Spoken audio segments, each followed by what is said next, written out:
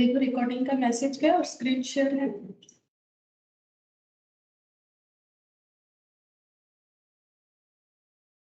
Yes ma'am. देखो हम लोग नॉन प्रॉफिट ऑर्गेनाइजेशन जो पढ़ रहे थे वो लास्ट दिन हमारा कंप्लीट हो गया था। आज हम लोग जो टॉपिक स्टार्ट करने वाले that is bills of exchange. ठीक है, इसे टॉपिक बोलना अलग से नहीं बोल सकते, बेसिकली ये जर्नल है। ठीक है, अगर किसी को जर्नल पता है तो वो ये चैप्टर जो है इजीली कर सकता है। और जर्नल हम लोग 11 में ही सीखते हैं, तो जर्नल का कंसेप्ट हमारा होना चाहिए। बाकी बिल्स का जो रूल्स है वो हमें थोड़ा सा पता होना चाहिए। तो ये देखो बिल्स ऑफ एक्सचेंज। तो पहले थोड़ा सा कंसेप्ट बता देते हैं कि क्या होता है। जैसे देखो एक स्टोरी देखो, जैसे सपोज एक शॉप है। ठीक है,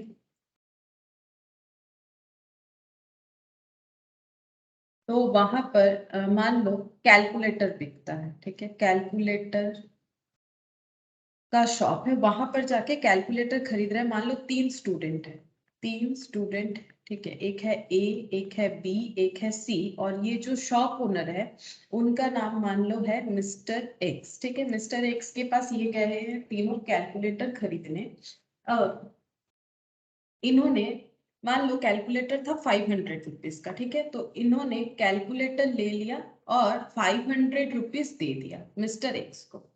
और ये जो बी है इन्होंने भी कैलकुलेटर लिया, बट इनसे कहा, मिस्टर एक्स से कहा कि हम कुछ दिन बाद ये पैसा दे देंगे। ठीक है, जैसे मान लो 4 to 5 डेज, जैसे इन्होंने बोला 4 to 5 डेज बाद दे देंगे, या फिर मान लो ऐसे बोल सकते हैं 1 वीक बाद, आफ्टर 1 वीक हम आपको पेमेंट कर देंगे ये 500। ठीक है, तो ये कैसा सेल हो गया, ये कैश सेल हो गया इनके लिए। मिस्टर एक्स के तरफ से देखते हैं, कस्टमर ए के लिए कैश सेल किया उन्होंने, कस्टमर बी को किया है क्रेडिट सेल। ठीक है, क्रेडिट सेल किया। और कस्टमर सी इन्होंने भी एक जो है कैलकुलेटर खरीदा, और इन्होंने बोला कि हम 1 वीक बाद में हम देंगे 45 डेज बाद। ठीक है, हम 45 डेज बाद आपको पेमेंट कर देंगे। अब जैसे ही इतना लॉन्ग टर्म का जो है टाइम कोई अगर मांग रहा है कि मुझे 45 डेज देना पड़ेगा। ठीक है, मिस्टर एक्स को क्या टेंशन हुआ कि मुझे 45 डेज वेट करना पड़ेगा मिस्टर सी से पेमेंट मिलने के लिए, और इतने टाइम पीरियड के लिए क्रेडिट देना मेरे लिए कितना सही होगा नहीं होगा, इनको ये टेंशन हो सकता है। क्योंकि शॉर्ट टाइम पीरियड के लिए ठीक है, लेकिन अगर लॉन्ग टाइम पीरियड के लिए कोई क्रेडिट बोल रहा है तो उस केस में मिस्टर एक्स के पास एक ऑप्शन है। वो कस्टमर को ऐसा थोड़ी ना बोलेंगे नहीं नहीं हम 45 डेज के लिए नहीं वेट कर सकते, तो फिर तो कस्टमर चला जाएगा, कोई ना कोई तो होगा जो ये बात मान लेगा। तो देखो कस्टमर, अगर हम लोग बिजनेसमैन के रेस्पेक्ट से देखें तो वो कभी नहीं चाहेगा कि उसका कस्टमर कम हो। ठीक है, तो वो क्या कर सकता है, उनके पास एक ऑप्शन है, मिस्टर एक्स के पास एक ऑप्शन है, वो ये बात को एक्सेप्ट कर सकते हैं। लेकिन मिस्टर सी को क्या बोल सकते हैं, ठीक है हम आपको कैलकुलेटर दे देते हैं, अब मुझे 45 डेज बाद जो है रिम्बर्स कर दीजिएगा पैसा, लेकिन आप पे हम एक बिल्स ड्रॉ करेंगे। ठीक है, हम आप पे एक बिल्स ड्रॉ करेंगे, ऐसा बोलेगा। ठीक है, बिल्स ड्रॉ करेंगे।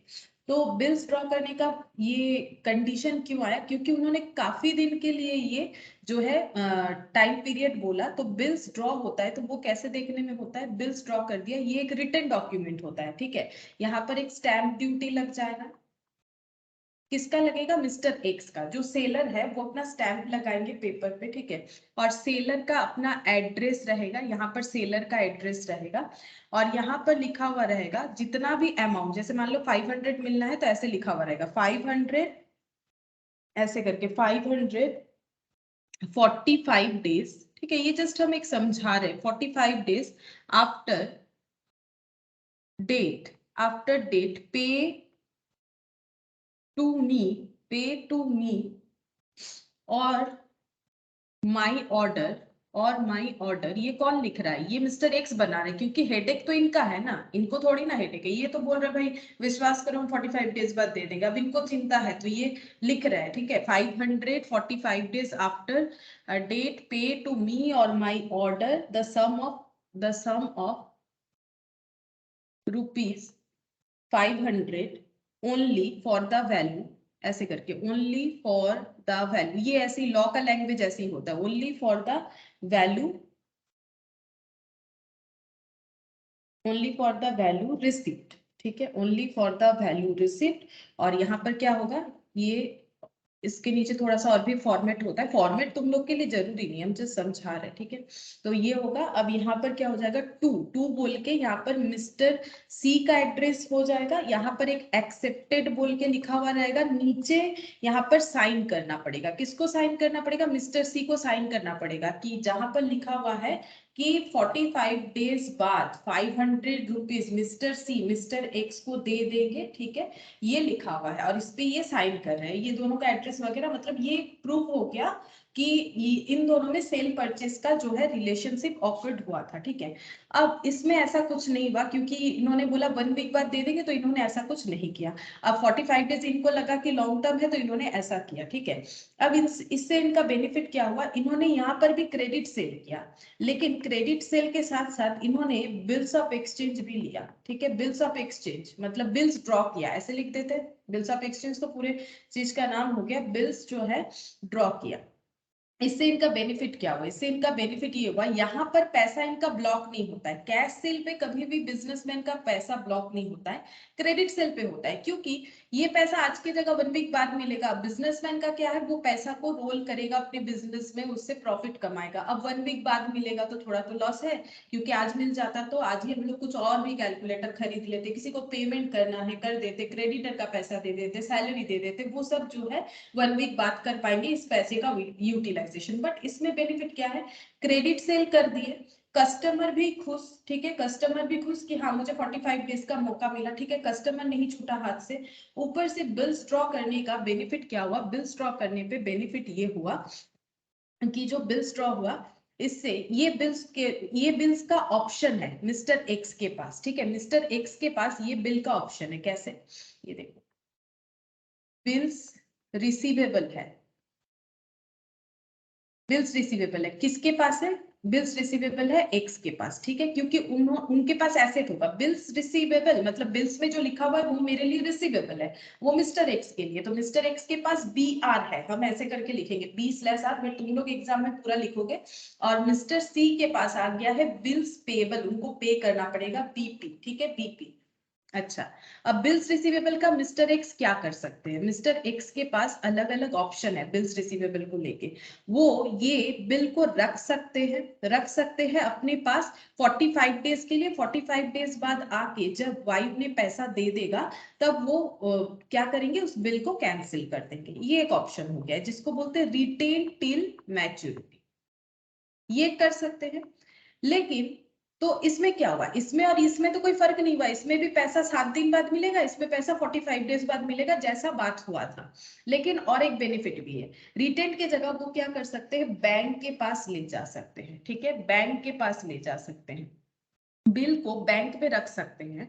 बैंक में रख के क्या बोल सकते हैं बैंक वाले को कि आप ये बिल ले लीजिए, ठीक है, आप ये बिल ले लीजिए और मुझे कुछ पैसा दे दीजिए, तो बैंक बोलेगा हम ऐसे ही क्यों तुमको पैसा दे दे भाई, तुम्हें हम ऐसे ही क्यों 500 रुपीज दे दे, तो हमारा क्या अर्निंग है, तो बैंक तो ये सब काम करता ही है, अपने छोटे मोटे अर्निंग के लिए बैंक ऐसा काम कर सकता है, ठीक है, छोटा मोटा नहीं, एक्चुअली बिल्स हमें छोटा मोटा अमाउंट लग रहा है 500, बिजनेसमैन के रिस्पेक्ट से देखो तो काफी बड़ा बड़ा बिल डिस्काउंट होता है, ठीक है, बैंक के पास जाके बिल्स को क्या कर सकते हैं, बिल्स को डिस्काउंट कर सकते हैं, अगर पैसे का जल्दी है तो डिस्काउंट मतलब आज ही चले जा सकते हैं, आज ही बिल्स को लेके बैंक में जाके दिखा सकते हैं, देखिए मैंने एक सामान बेचा है, कैलकुलेटर बेचा 500 का, और कस्टमर के ऊपर बिल्स ड्रॉ किया, आप ये बिल्स अपने पास रखो और मुझे इसके अगेंस्ट में पैसा दे दो, तो बैंक बोलेगा हम दे देंगे, लेकिन थोड़ा बहुत मेरा पैसा जो है वो डिडक्ट कर लेंगे, ठीक है भाई, डिडक्ट करना है कर लो, लेकिन मुझे दे दो। तो फिर क्या हुआ, बैंक ने बिल्स डिस्काउंट करके मान लो 500 के जगह 490 रुपीज इनको दे दिया, ठीक है, अब इनके पास क्या हुआ, जल्दी से पैसा आ गया, अब इनका बेनिफिट क्या हुआ, ऑब्वियसली 10 रुपीज का इनका लॉस हुआ है, लेकिन इन्होंने सी कस्टमर को भी खुश कर दिया, मतलब कस्टमर को इनको ना नहीं बोलना पड़ा, इनका पैसा भी ब्लॉक नहीं हुआ, क्योंकि इनको तुरंत 490, जरूर 10 रुपीज का लॉस हुआ बट 490 रुपीज इनको मिल गया, ठीक है। तो ये इनके पास एक ऑप्शन है कि इनका पैसा ब्लॉक नहीं होगा, अगर ये अपना बिल जो है बैंक पे ले जाके डिस्काउंट करवाते हैं, अगर इनको पैसे का बहुत ज्यादा जरूरत है, अगर नहीं है तो ये बिल को अपने पास मैच्योरिटी डेट तक रख सकते हैं, तब वाई क्या करेगा, सॉरी मिस्टर सी क्या करेगा, इन्हें मैच्योरिटी डेट पे 500 रुपीज दे देगा, ठीक है। अब क्या होगा, क्योंकि ये बैंक में बिल को रख आए, क्योंकि बैंक वाले को बिल दे देना पड़ेगा, तो ये जो मिस्टर सी है वो किसको पैसा पेमेंट करेगा? एक्चुअली यहाँ पर देखो मैंने एक लैंग्वेज लिखा है, और माई ऑर्डर, मेरे ऑर्डर के हिसाब से आपको 500 पे करना है। तो तुरंत जो है मिस्टर ए एक्स जो है, ठीक है, मिस्टर एक्स जो है,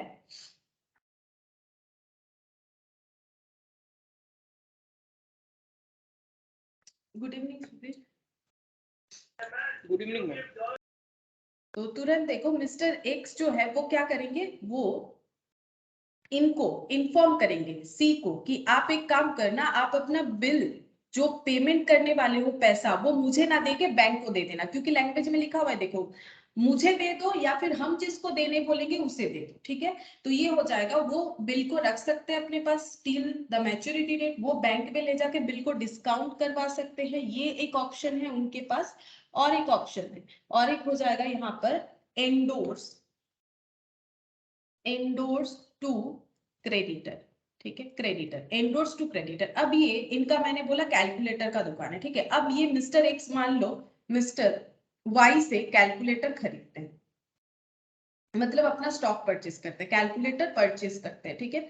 अब मिस्टर वाई को मिस्टर एक्स को एक 500 रुपीज देना था, ठीक है, क्रेडिट बाकी था, 500 रुपीज देना था। तो मिस्टर एक्स क्या कर सकते हैं, ये बिल जो है ये उठा के मिस्टर वाई को दे सकते हैं, ये बिल उठा के मिस्टर वाई को दे सकते हैं, और मिस्टर सी को बोल सकते हैं कि पैसा मुझे मत दो, पैसा जब 45 डेज बाद वाई को दे दो, ठीक है। ऐसे करके वो अपना लाइबिलिटी कैंसिल कर सकते हैं, इसको बोला जाता है एंडोर्समेंट, ठीक है, एंडोर्स टू क्रेडिटर। तो वो चाहे तो क्रेडिटर को क्या कर सकता है, बिल एंडोर्स भी कर सकता है। तो यहाँ पर हम लोग बिल का यूटिलाइजेशन पढ़ रहे हैं कि किस तरह से हो सकता है, ठीक है। अच्छा, नेक्स्ट यहाँ पर देखो डिस्काउंट, ये तो मैंने बोला बैंक के साथ, बैंक के पास जाके बिल को डिस्काउंट करवा सकते हैं। अच्छा, और एक क्या हो सकता है, और एक हो सकता है हम लोग का bill sent for collection, endorse to creditor, और एक हो जाएगा बिल्स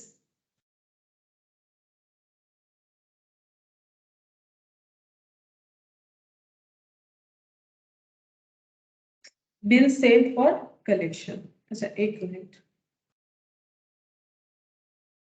रिटेन होता है, एक हो जाता है हाँ सेंट फॉर कलेक्शन। देखो ये क्या होता है, और एक चीज हो सकता है कि बैंक के पास चले गए, बैंक से डिस्काउंट करवा लिए, और एक पॉइंट भी होता है कि हम जिसको बोलते हैं बिल सेंट फॉर कलेक्शन, जब हम लोग अपना बिल को अपने पास नहीं रख के बैंक में रख दिया, जैसे हमारे पास जो मान लो गोल्ड वगैरह होता है, कोई ऑर्नामेंट्स वगैरह है, तो हम लोग बैंक में रखते हैं, अपना पैसा बैंक में रखते हैं, वैसे हम लोग अपना बिल भी बैंक में रख सकते हैं, ठीक है।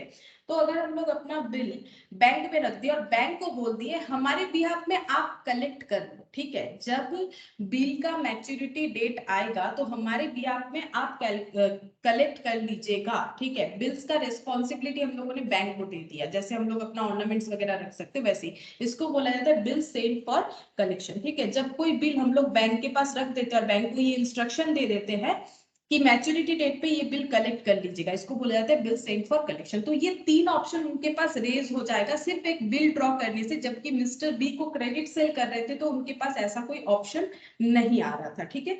तो ये होता है बिल्स ऑफ एक्सचेंज का बेनिफिट, ठीक है। इससे हम लोग क्या कर सकते हैं, चार ये कंडीशंस हमारा फुलफिल हो सकता है, हम लोगों को पैसे का जरूरत नहीं है तो बिल को रख लेंगे, जिनसे पैसा लेना है ले लेंगे, क्रेडिटर के साथ सेटलमेंट कर सकते हैं कि क्रेडिटर को पेमेंट करने की जगह डेटर के साथ सेटलमेंट कर लिया, और बिल्स को डिस्काउंट करवा सकते हैं, पैसे का काफी जरूरत है तो बैंक से, या फिर बिल्स को हम लोग बैंक में रख सकते हैं, बैंक वाले को इंस्ट्रक्शन दे सकते हैं कि आप कलेक्ट कर लीजिएगा, ठीक है। अब यहाँ पर कुछ जो है नाम रेज हो सकता है, नाम क्या रेज होगा, जैसे ये मिस्टर एक्स जिन्होंने बिल ड्रॉ किया तो उनको हम लोग क्या बोलेंगे, मिस्टर एक्स, ठीक है। मिस्टर एक्स को हम लोग बोलेंगे, इनको बोलेंगे सेलर, पहले तो इनको बोलेंगे सेलर, और इन्होंने बिल्स ड्रॉ किया तो इनको हम लोग बोलेंगे ड्रॉयर, ठीक है। और इनको क्या बोलेंगे, इनको बोलेंगे हम लोग एक्सेप्टी। एक्सेप्टी क्यों, ये देखो मैंने एक फॉर्मेट दिखा है ना बिल्स का, तो यहाँ पर यहाँ पर मिस्टर सी को साइन करना पड़ेगा, तभी तो वैलिड होगा। मिस्टर सी को साइन करना पड़ेगा ये जो बिल्स इन्होंने रेज किया उस पे। तो मिस्टर सी यानी जो कस्टमर है, ठीक है, ये देखो इसके नीचे नीचे लिखते हैं मिस्टर सी जो कि कस्टमर है, ये सेलर है, ये बायर, ठीक है, ये बायर है, ये ड्रॉयर है, इनको बोला जाता है ड्रॉई, ठीक है, इनको बोला जाएगा ड्रॉई, और इनको बोला जाएगा एक्सेप्टर। एक्सेप्टर, इन्होंने बिल एक्सेप्ट किया, इनको बोला जाता है एक्सेप्टी, ठीक है। एंडोर्स किसे करते हैं, अगर हम लोग बिल किसी और को दे देते हैं, ठीक है। और एक रिलेशन हो सकता है, जैसे मिस्टर, यहाँ पर ये वाला मिस्टर वाई को वो वाला बिल्स हम लोगों ने फॉरवर्ड कर दिया। तो अगर ऐसा कंडीशन होता है तो मिस्टर वाई कौन बन जाएगा, मिस्टर वाई हो जाएगा एंडोर्सी, ठीक है। और एंडोर्स कौन किया, मिस्टर एक्स, इनको बोलेंगे एंडोर्सर, ठीक है, एंडोर्सर। तो मिस्टर एक्स का यहाँ क्या क्या रिलेशन हुआ, पहले एक्स और सी में सेलर बायर का हुआ, फिर इन्होंने ज्यादा टाइम मांग लिया तो ड्रॉयर ड्रॉई का हो गया। ड्रॉयर ड्रॉई का रिलेशन के साथ साथ एक्सेप्टर एक्सेप्टी रिलेशन भी ऑटोमेटिकली हो गया। ये एंडोर्स कर देते हैं तो एंडोर्सर एंडोर्सी रिलेशन ये दोनों में होगा। अब पैसा किसको पेमेंट करना है, हर हालत में सी को ही पेमेंट करना है, चाहे एक्स को करे, वाई को करे, बैंक को करे, ठीक है। तो ये पेयर, ठीक है, जिनको पैसा मिलेगा वो पेई होगा। ये पेई हो सकता है अगर ये वाला कंडीशन है तो ये एक्स पेई हो सकता है, अगर एंडोर्स का कंडीशन है तो ये पेई हो सकते हैं, अगर एंडोर्स हुआ है तो पेई ये हो सकते हैं, और अगर बैंक में भेजा गया है तो बैंक भी पेई हो सकता है। पेयर मतलब जो पेमेंट करेगा, पेई यानी जिसको पैसा मिलेगा, ठीक है। अब पैसा किसको मिल सकता है, अगर ये डिपेंड करता है कि जो बिल्स ड्रॉ कर रहा है उसने उस बिल का क्या किया, क्या अपने पास रख रखा है, तो वो खुद ही पेई होगा। या उसने बैंक पे डिस्काउंट करवा लिया तो इंस्ट्रक्शन दे दिया होगा बैंक में जाके पैसा पे कर दो, तो बैंक वाला पेई हो जाएगा। क्रेडिटर को दे दिया है तो क्रेडिटर वाला पेई हो जाएगा, ठीक है। और ये बिल सेंड फॉर कलेक्शन है तो वो खुद ही पेई रहेगा, लेकिन कलेक्शन थ्रू बैंक का होगा, तो बैंक के थ्रू से कलेक्शन होगा। तो ये हो गया हम लोग का बिल्स ऑफ एक्सचेंज क्यों होता है, ठीक है, बिल्स ऑफ एक्सचेंज क्यों हम लोग पढ़ेंगे। अच्छा, नेक्स्ट देखो यहाँ पर इससे बेनिफिट क्या हुआ, बिजनेस में कैश फ्लो रहेगा। देखो बेनिफिट भी बता देते, बिजनेस का कैश फ्लो नहीं बंद होता है। क्यों क्यों देखो, अगर हम लोग बहुत ही ज्यादा पैसे का जरूरत है तो हम लोग बैंक के पास जाके जो है बिल को डिस्काउंट करवा सकते हैं, तो कैश फ्लो नहीं रुकने वाला, भले ही थोड़ा डिस्काउंट हो जाए। दूसरा है कि हम लोगों का जो पैसा है वो लॉक नहीं होगा, ठीक है, कैश फ्लो रहेगा, पैसा जो है वो लॉक नहीं होगा, ठीक है। ये दो बेनिफिट हो गया।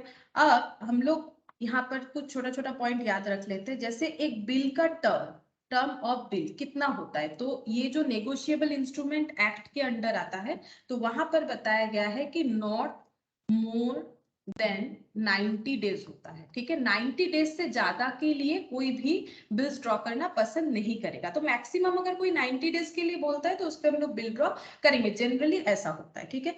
अब बिल में हम लोग देखेंगे क्या होता है, due date, due date of bill, due date of bill, ये क्या होता है, देखो बिल एक्सपायर्ड डेट, ठीक है, जिस दिन बिल का डेट एक्सपायर्ड हो जाएगा, ठीक है। जैसे कि एग्जांपल से समझा देते हैं, जैसे मान लो डेट ऑफ ड्रॉइंग्स, जिस दिन बिल ड्रॉ हुआ वो था सपोज 31 जनवरी 1999, ठीक है, और टर्म जो है वो है 1 मंथ, ठीक है।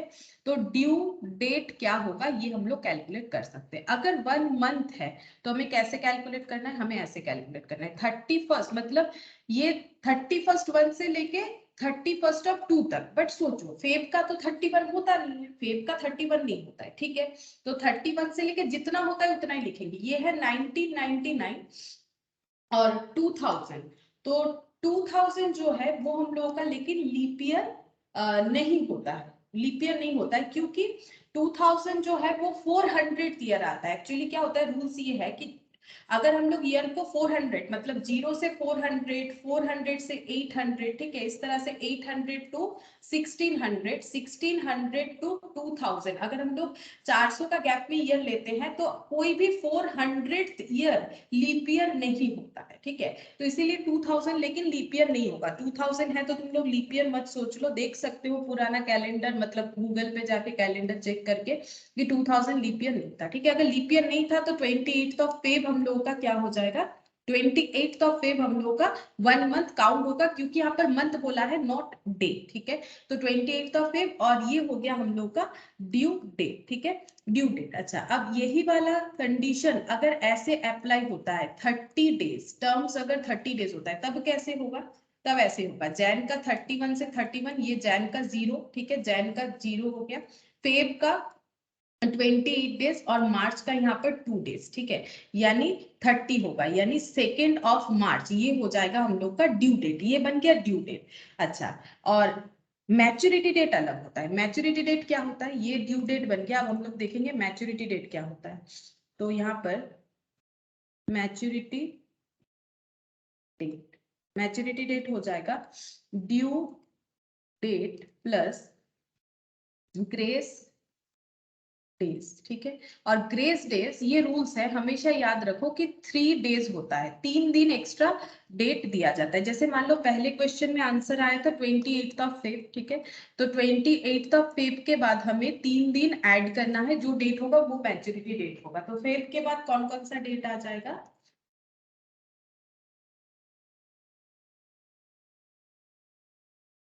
Good evening Shivas. Good evening ma'am.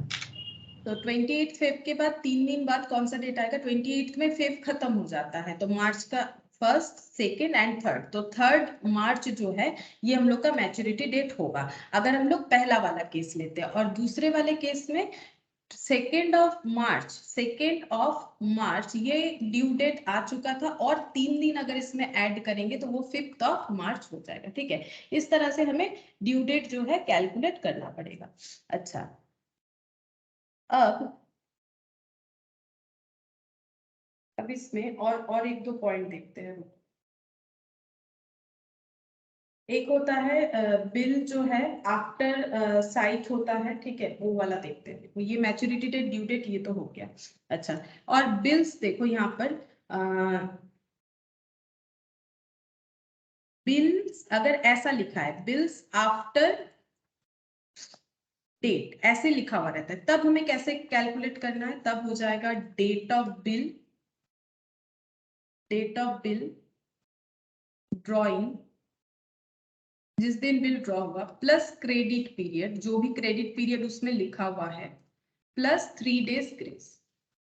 3 days grace मतलब नॉर्मल जैसे होता है, ठीक है। अगर लिखा हुआ है बिल आफ्टर डेट, अगर लिखा हुआ है ऐसा बिल्स आफ्टर साइट, तब क्या होता है? तब होता है डेट ऑफ बिल एक्सेप्टेड, ठीक है। किस दिन बिल लिखा गया उससे कोई मतलब नहीं है, किस दिन बिल एक्सेप्ट हुआ, ठीक है, किस दिन बिल एक्सेप्ट हुआ। जैसे मान लो कि यहाँ पर बिल ड्रॉ तो हो गया था, बट मिस्टर जो सी है वो 2 दिन बाद आके साइन किया, एक्सेप्ट किया, हो सकता है कि उन्होंने बोला ठीक है 2 दिन बाद आके साइन कर दो, अगर ऐसा होता है तो उस तरह के बिल को बोला जाता है आफ्टर साइट। इसीलिए साइट मतलब जब देख रहे हैं, ठीक है। तो date of bill accepted by the drawing, तो जिस दिन देखेगा उसी दिन एक्सेप्ट कर सकता है, प्लस जो क्रेडिट पीरियड का बात हुआ है, यानी कि जितने भी टाइम पीरियड का हुआ है 1 month 2 month, plus 3 days grace. इस तरह से कैलकुलेट करना पड़ेगा अगर लिखा हुआ है बिल आफ्टर सन, ठीक है।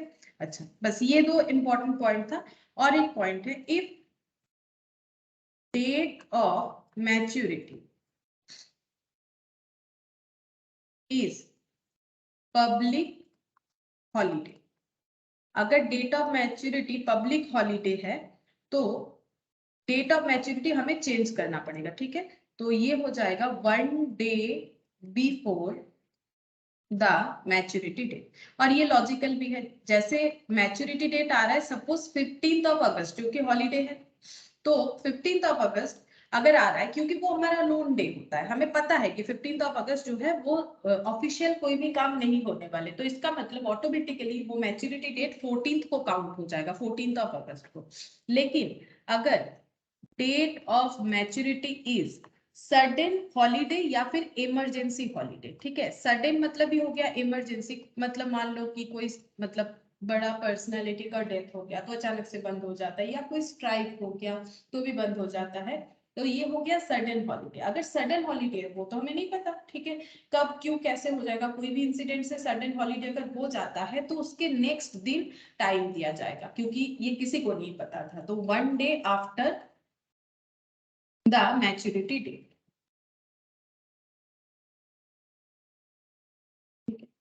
तो ये मेन कुछ पॉइंट हमें याद रखना है। और बिल्स ऑफ एक्सचेंज दो तरह का होगा, ठीक है। बिल्स ऑफ एक्सचेंज जो है दो तरह का होगा। एक हो जाएगा ट्रेडिंग बिल। ट्रेडिंग बिल मतलब ये वाला जो मैंने एग्जांपल्स देके बताए। ट्रेडिंग बिल मतलब बिजनेस कर रहे हैं, कोई ऐसा कस्टमर है जो हमें काफी दिन के लिए क्रेडिट मांग रहा है, मैक्स टू मैक्स 90 होना चाहिए, तो हम लोग इसको बिल्स ऑफ एक्सचेंज हम लोग ड्रॉ कर सकते हैं, मतलब बिल्स ड्रॉ कर सकते हैं, इसको बोलते हैं ट्रेडिंग बिल। और दूसरा होता है एकोमोडेशन बिल। एकोमोडेशन बिल का मतलब होता है कि अगर दो पर्सन्स में, ठीक है, आप चाहे वो दो फ्रेंड हो या कुछ भी अच्छे दोस्त हो सकते हैं, अगर दो पर्सन्स पे अच्छा रिलेशन है तो वो लोग क्या कर सकता है, अपने ऊपर बिल्स ड्रॉ कर सकता है। जैसे मिस्टर ए और मिस्टर बी, सपोज दो फ्रेंड, ठीक है। अब मिस्टर ए को पैसे का जरूरत है, तो मिस्टर ए मिस्टर बी से पैसा मांग सकता है सपोज, क्योंकि अच्छे दोस्त है तो बोल ही सकते हेल्प करो। तो मान लो मिस्टर बी के पास अगर पैसा नहीं है तो मिस्टर बी बोल सकता है एक काम करते हैं, हम मेरे ऊपर बिल ड्रॉ कर दो, ठीक है। बिल ड्रॉ करने से इनके पास आ जाएगा बिल्स रिसीवेबल, इनके पास आ जाएगा बिल्स पेबल, और ये बोल सकते हैं अब बैंक में जाके उस बिल को डिस्काउंट करवा लो, ठीक है, और जो पैसा आएगा उसको यूज करो। और जब मैच्योरिटी डेट आएगा, क्योंकि बैंक में जाके डिस्काउंट करवाने से बैंक वाले को पेमेंट करना पड़ेगा, किसको पेमेंट करना पड़ेगा, मिस्टर बी को। क्यों? क्योंकि मिस्टर बी ने बोला अच्छा दोस्त है, ठीक है कोई बात नहीं, आप मुझ पे बिल ड्रॉ करो, ठीक है। तो मिस्टर ए ने बिल ड्रॉ कर लिया और बिल लेके बैंक के पास चला गया, ठीक है, बैंक को अपना बिल्स रिसीवेबल दे दिया और दे के बोला कि मुझे पैसा दे दो। मान लो 500 का ही है, ठीक है, 500 का बिल्स ड्रॉ हुआ, बैंक ने 500 रख दिया और इनको 490 दे दिया, क्योंकि बैंक विदाउट डिस्काउंट जो है काम नहीं करेगा, ठीक है। तो बैंक 500 रख लिया, क्योंकि बैंक का फिर क्या काम है, बैंक क्यों दिमाग लगा गया ये सब में, 490 दे दिया। अब मिस्टर बी को पेमेंट करना पड़ेगा, किसको, बैंक को। कब? मान लो ये बिल है 1 मंथ का, 1 मंथ बाद बैंक बोलेगा बिल्स रिसीवेबल जिसके नाम पे है, सॉरी बिल्स पेबल जिसके नाम पे, उसको बोलेगा कि पेमेंट करो। तो मिस्टर बी को करना पड़ेगा, लेकिन एक्चुअली पैसा तो यूज मिस्टर ए ने किया है, तो फिर मिस्टर बी क्यों पेमेंट करेगा। तो इनमें अगर अच्छा फ्रेंडशिप होगा तो लॉजिक मतलब एथिकली देखो या फिर अकाउंटिंग ट्रीटमेंट भी यही होगा कि मिस्टर ए मिस्टर बी को जब पेमेंट का टाइम आएगा बैंक के लिए तो वो 500 दे देगा, बोलेगा देखो आपने एज ए फ्रेंड मुझे हेल्प किया, ठीक है, मुझे ये एक कंसेप्ट बताया कि ऐसा हम लोग कर सकते हैं, तो आप एक काम करो, आप ये 500 आपका पेमेंट का टाइम आ रहा है, क्योंकि पेमेंट तो आपको नहीं मुझे ही करना चाहिए, मैंने पैसा यूज किया, लेकिन बैंक तो आपसे ही मांगेगा क्योंकि आपका नाम लिखा हुआ है, तो फिर हम आपको 500 देते हैं, आप बैंक वाले को देते हो। ये होता है एकोमोडेशन बिल। क्या हमेशा जरूरी है एक पार्टी दूसरे पे बिल ड्रॉ करे? नहीं, ऐसा भी हो सकता है कि दोनों दोनों पे बिल ड्रॉ कर रहे हैं, ऐसा भी हो सकता है, अलग अलग कंडीशन हो सकता है, ठीक है। जैसे मिस्टर ए को भी पैसे का जरूरत है, मिस्टर बी को भी जरूरत है, दोनों ने दोनों के ऊपर बिल ड्रॉ किया, मतलब इसके पास भी bills receivable as well as bills payable, इसके पास bills payable as well as bills receivable, ऐसा कंडीशन भी हो सकता है, ठीक है। तो ये होता है एकोमोडेशन बिल। अच्छा, अब हम लोग एक एक क्वेश्चन करना स्टार्ट करते हैं, क्योंकि क्वेश्चन देखो जर्नल बेस्ड है, ठीक है, यहाँ पर हमें कुछ भी लेजर वगैरह नहीं करना होता है, ओनली जर्नल ही करना पड़ेगा, ठीक है। तो एक एक क्वेश्चन देखते हैं, इसमें हम लोग का रिन्यूअल ये सब भी आएगा, तो वो क्वेश्चन के साथ ही बताने से बेटर होगा, ठीक है, क्वेश्चन के साथ ही बताएंगे। तो पहला question, Mrs Sujata receives two bills from Mrs. Aruna dated 1st Jan 2020 for 2 months। तो इन्होंने रिसीव किया है दो बिल अरुणा से 1st Jan 2020 को 2 मंथ्स के लिए, ठीक है। The first bill is for 10,200 and the second bill is for 15,000। The second bill was endorsed in favor of Mr. Sri on 3rd Jan 2020 and the first bill is discounted immediately with the bank for 10,000। Pass the necessary journal entries। तो जैसे तुम लोग journal करते हो ना वैसा ही है, but क्या है, जर्नल का रूल्स ही लगेगा, बट हमें बिल्स का कंसेप्ट पता होगा तब हम लोग इसको इजीली कर पाएंगे, ठीक है। अच्छा, अब यहाँ पर हुआ क्या है, ऐसे देखो, ये है, ये काम करते हैं एस लिख देते हैं, ठीक है, ये हो गया सुजाता, ये हो गया अरुणा, ठीक है, और एक है श्री, ये मैंने लिख दिया श्री। मिस और किसके बुक्स में एंट्री करने बोला है? सुजाता के बुक्स में, मतलब इनके बुक्स में एंट्री करना है, ठीक है। अच्छा अब देखो, इन्होंने रिसीव किया है 2 बिल्स, इनके पास 2 बिल्स रिसीवेबल है, ठीक है, 2 बिल्स रिसीवेबल है।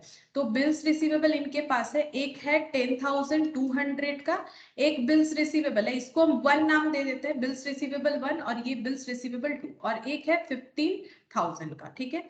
अब इन्होंने क्या किया है, 2 मंथ्स का है, 2 मंथ्स का है, और ये बिल किस पे ड्रॉ किया है? अरुणा पे। तो अरुणा के पास क्या होगा? बिल्स पेबल होगा, 2 बिल्स पेबल होगा सेम अमाउंट का, सेम अमाउंट का 2 बिल्स पेबल होगा। इन्होंने ड्रॉ किया तो इनके पास वही एक्सेप्टेंस आएगा, ठीक है।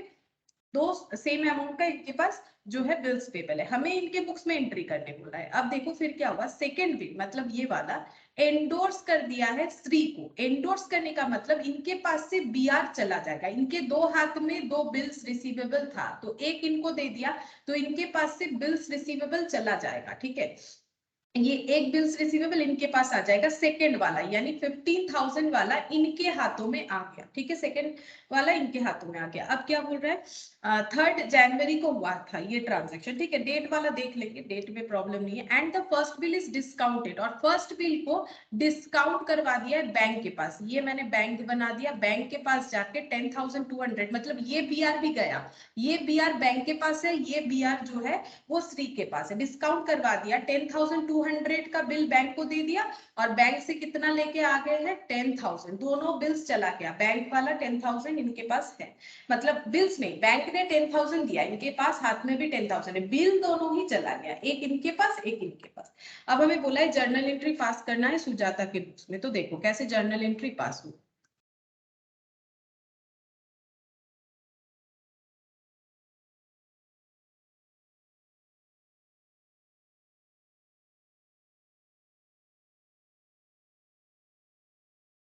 तो यहाँ सब लिखना पड़ेगा इन द बुक्स ऑफ, इस तरह से। हम एक्चुअली इसको देख देख के तुम लोग को बताना चाहते हैं, हम बाद में लिख देते, पहले एक काम करते हैं, यहाँ पर समझा देते हैं। तो 1 जैन को बिल ड्रॉ हुआ है, तो 1 जैन 2020, यहाँ डेट कॉलम होगा, ठीक है, और कुछ नहीं, यहाँ पर डेट कॉलम, फिर पर्टिकुलर्स, डेबिट क्रेडिट, हम उतना लाइन ड्रॉ नहीं कर रहे। तो इन्होंने बिल्स ड्रॉ किया है, तो बिल्स ड्रॉ करने का एंट्री क्या होगा? बिल्स ड्रॉ करने से बिल्स एसेट, जैसे डेटर टू सेल्स होता है क्रेडिट सेल करने पे, अगर उसी डेटर पे बिल ड्रॉ करेंगे तो एंट्री क्या हो जाएगा? Bills receivable is asset, bills receivable, और डेटर कौन था? उसका नाम को हमें क्रेडिट करना है, क्योंकि जब सेल होता है, सेल होने पे क्या एंट्री होगा? जैसे मान लो अरुणा, क्या नाम था? अरुणा, ठीक है, अरुणा को सेल किया था इन्होंने, अरुणा टू सेल्स, कुछ ना कुछ तो बेचा होगा, ठीक है, तभी जाके बिल्स का बात आ रहा है, या फिर हो सकता है कि उधार लिया, तो जो भी हो, मैंने एक बार मान लिया कि सेल हुआ है, वो दिया नहीं यहाँ पर। अब अगर इन्होंने ज्यादा टाइम पीरियड मान लिया होगा क्रेडिट, तो इन्होंने बिल्स ड्रॉ कर दिया, बिल्स रिसीवेबल टू क्या करना पड़ेगा? अरुणा। क्यों ऐसा होता है? देखो, Aruna debit Aruna credit cancel हो गया, तो बचा क्या? BR to sales, BR to sales, मतलब हम लोगों ने सेल्स किया है, सिर्फ क्रेडिट नहीं, बिल्स रिसीवेबल वाला सेल्स किया है, इसीलिए बिल्स ड्रॉ करने का एंट्री होता है बीआर टू सेल्स, ठीक है। तो ये नेट एंट्री हो जाता है, ठीक है। बिल्स एक मिनट, मैंने थोड़ा सा गलत बता दिया शायद, एक मिनट, सेल्स का एंट्री होगा हम लोग का अरुणा टू सेल्स, मैंने थोड़ा सा गलत बता दिया, ये ठीक था, मैंने लास्ट एंट्री गलत बता दिया। फिर बिल्स ड्रॉ करेंगे, bills receivable to Aruna, net entry मैंने गलत बता दिया, नेट एंट्री क्या हुआ? अरुणा अरुणा कैंसिल, हाँ, बीआर टू सेल्स हुआ, मतलब हम लोगों ने सेल किया थ्रू बिल्स रिसीवेबल, ठीक ही था, लेकिन हमें कौन सा एंट्री करना है? बिल्स जो है सुजाता ने रिसीव किया है, रिसीव करने का मतलब है इन्होंने एक्सेप्ट करके साइन करके वापस किया है, करना भी पड़ेगा, तो बिल्स ड्रॉ हुआ है बेसिकली, ठीक है। तो बिल्स ड्रॉ हुआ है, तो बिल्स रिसीवेबल टू अरुणा, ये एंट्री होगा, ठीक है, बिल्स रिसीव मतलब बिल्स ड्रॉ का एंट्री, तो यहाँ पर हो जाएगा बिल्स रिसीवेबल, हम इसको बीआर लिखेंगे, टू अरुणा। नैरेशन हम नहीं लिख रहे, ठीक है, नैरेशन तुम लोग खुद लिख लो, ठीक है, बीइंग बिल्स ड्रॉन हो जाएगा 25,200, 25,200 क्यों? ये दोनों को मिक्सड अप करके 10,200 और 15,000, यानी 25,200। अच्छा, नेक्स्ट फिर क्या हुआ है? नेक्स्ट इन्होंने फर्स्ट बिल को जो है फर्स्ट बिल और सेकंड बिल को इन्होंने एंडोर्स करवा दिया 3 जैन को, ठीक है, और फर्स्ट बिल को इमीडिएटली मतलब उसी दिन जो है उन्होंने बैंक के पास से डिस्काउंट करवा दिया। अच्छा, तो पहले डिस्काउंट उसी दिन करवाया, तो 1/1/2020 में डिस्काउंट करवाया बैंक के पास, बैंक को बीआर दे दिया, ठीक है। तो बैंक को अगर बिल्स रिसीवेबल दे दिया है तो बिल्स रिसीवेबल अपने पास से चला जाएगा, बिल्स रिसीवेबल डेबिट था तो हो जाएगा बिल्स रिसीवेबल क्रेडिट, ठीक है। बिल्स रिसीवेबल क्रेडिट हो जाएगा तो क्या एंट्री होगा, अब इसको हटा देते हैं, आप समझ जाओगे। बिल्स रिसीवेबल जो है वो क्रेडिट हो जाएगा तो उसका एंट्री क्या हो जाएगा, देखो यहाँ पर कितना, फर्स्ट वाला बिल कितने का था 10,200, 10,200 वाला बिल बैंक को पकड़ा दिया और बैंक ने कितना दे दिया 10,000, तो क्या बोलेंगे बैंक अकाउंट डेबिट, पैसा आया बैंक अकाउंट डेबिट, कितना हो गया 10,000। अब बैंक ऐसे ही नहीं करता ये सब काम, उनको क्या डिस्काउंट करके देंगे, तो इनका तो लॉस है, डिस्काउंट डेबिट, ठीक है, 200 का डिस्काउंट हो गया। अच्छा अब इसके बाद ये हो गया। अब 3 जनवरी 2020 को इन्होंने सेकंड बिल अपने क्रेडिटर है उनको एंडोर्स कर दिया, तो फिर से इनके पास से बिल्स रिसीवेबल चला गया और इस बिल का अमाउंट था 15,000, इस बिल का अमाउंट था 15,000, लेकिन इसके जगह डेबिट क्या करेंगे, क्योंकि इनका क्रेडिटर कैंसिल हो जाता है, क्योंकि क्रेडिटर, ये जो क्रेडिटर है मिस्टर श्री, इनसे कुछ खरीदा होगा, इनको पैसा देने की जगह बिल्स दे दिया और बोला कि जो अरुणा है इनसे कलेक्ट कर लो, ठीक है, ऐसा ही होता है।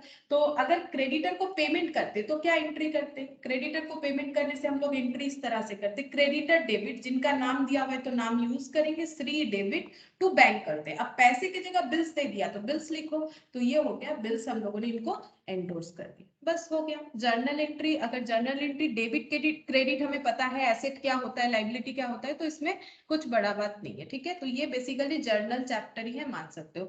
नैरेशन हम नहीं लिख पा रहे, तुम लोग नैरेशन खुद से लिख सकते हो, being bill drawn, being bill discounted, बहुत बड़ा बड़ा नैरेशन लिखने का जरूरत नहीं है, being bill drawn, being bill discounted, being bill endorsed, अगर इतना भी लिखेंगे तो ठीक है। ये हो गया question number 1।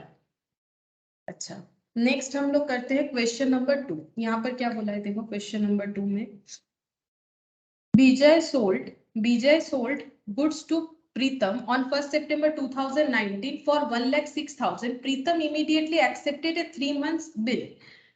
On due date, Preetham requested that the bill be renewed for a fresh period of 2 months. अब ये होता है रिन्यूअल का कंसेप्ट, मतलब 2 पर्सन थे, एक था विजय और एक था प्रीतम, ठीक है। तो विजय ने गुड्स बेचा था, सेल किया, ठीक है, इसने सेल किया तो इसके तरफ से देखो तो परचेज है, सेल किया कितने का 1,06,000 का, तो जो सेल करेगा वही बिल ड्रॉ करेगा, और जो परचेज किया है वो क्योंकि बाद में पेमेंट करने का सोच रहा है तभी तो बिल ड्रॉ हुआ होगा, तो इसके पास बिल्स पेबल है, ठीक है। अब कितने टाइम पीरियड के लिए इन्होंने ड्रॉ कर रखा है, 3 मंथ्स के लिए, ठीक है, 3 मंथ्स बाद पैसा दे देंगे, ऐसा हो। अब जब ड्यू डेट आया, ड्यू डेट कब आएगा, अगर ये 1 सितंबर 2019 को ड्रॉ हुआ था, 3 मंथ्स बाद ड्यू डेट कब आता है 1 सितंबर, मतलब डेट टू डेट काउंट करेंगे अगर मंथ में होता है, 1 September to 1 October, 1 October to 1 November, 1 November to 1 December, ये हो रहा था ड्यू डेट 3 मंथ्स बाद। अब जब ड्यू डेट हुआ, प्रीतम इसके पास गया, जाके बोल रहा है कि बिल को रिन्यू करो, रिन्यू करो मतलब बिल को रिन्यू करने का मतलब अभी इनके पास पैसा नहीं होगा, ये नहीं दे सकते हैं 1,06,000, तो ये बोल रहे हैं बिल को रिन्यू करो मतलब नया नया बिल ड्रॉ करो for a fresh period of 2 months, मतलब और आगे, मतलब मुझे थोड़ा टाइम दे दो, बात ये है कि मुझे टाइम दे दो, हम अभी पैसा नहीं दे सकते हैं, बिल रिन्यू कर दो फर्दर 2 मंथ्स के लिए, ठीक है। अब विजय अगर एग्री होगा तभी ये होगा, विजय एग्री हो गया, प्रोवाइडेड, लेकिन उसके साथ एक बात बताया कि इंटरेस्ट देना पड़ेगा 9% per annum was paid immediately in cash, ठीक है। हम मान लेते हैं तुम्हारे पास पैसा नहीं, तुम अभी नहीं दे सकते हो, तुम्हारा पुराना बिल जो है उसको हम रिन्यू कर देंगे 2 मंथ्स के लिए, लेकिन उस बिल पे 9% इंटरेस्ट मुझे देना पड़ेगा, ठीक है, वो भी कैश में मुझे 9% इंटरेस्ट देना पड़ेगा। To this Pritam was agreeable, तो प्रीतम ने मान लिया, ठीक है, हम 9% इंटरेस्ट दे देंगे पर एनम बेसिस पे, जो बिल अमाउंट था उस पे, दे देंगे। Second bill was made on due date, second bill मतलब जो नेक्स्ट बिल रिन्यू हुआ वो बिल ड्यू डेट पे मेट का मतलब हो गया कि इन्होंने पे कर दिया, ठीक है, तब नहीं कर पाए बट सेकेंड बार जो है जो प्रॉमिस किया वो बात उन्होंने रख लिया और उन्होंने पेमेंट कर दिया। हमें जर्नल एंट्री करना है in the books of Vijay and Pritam, दोनों के बुक्स में एंट्री करना है। अच्छा, यहाँ पर एक पॉइंट बताना है कि जब भी कोई बिल रिन्यू होता है तो उसमें एक कंसेप्ट आता है कि ओल्ड बिल को कैंसिल करना पड़ता है, ओल्ड बिल को कैंसिल करना पड़ेगा। इसका एक एंट्री हम लोग पास करेंगे, बाकी जैसे सीक्वेंस में हो रहा है वैसे ही करेंगे। तो इलस्ट्रेशन 2, अच्छा दोनों के बुक्स में करना है विजय और यहाँ पर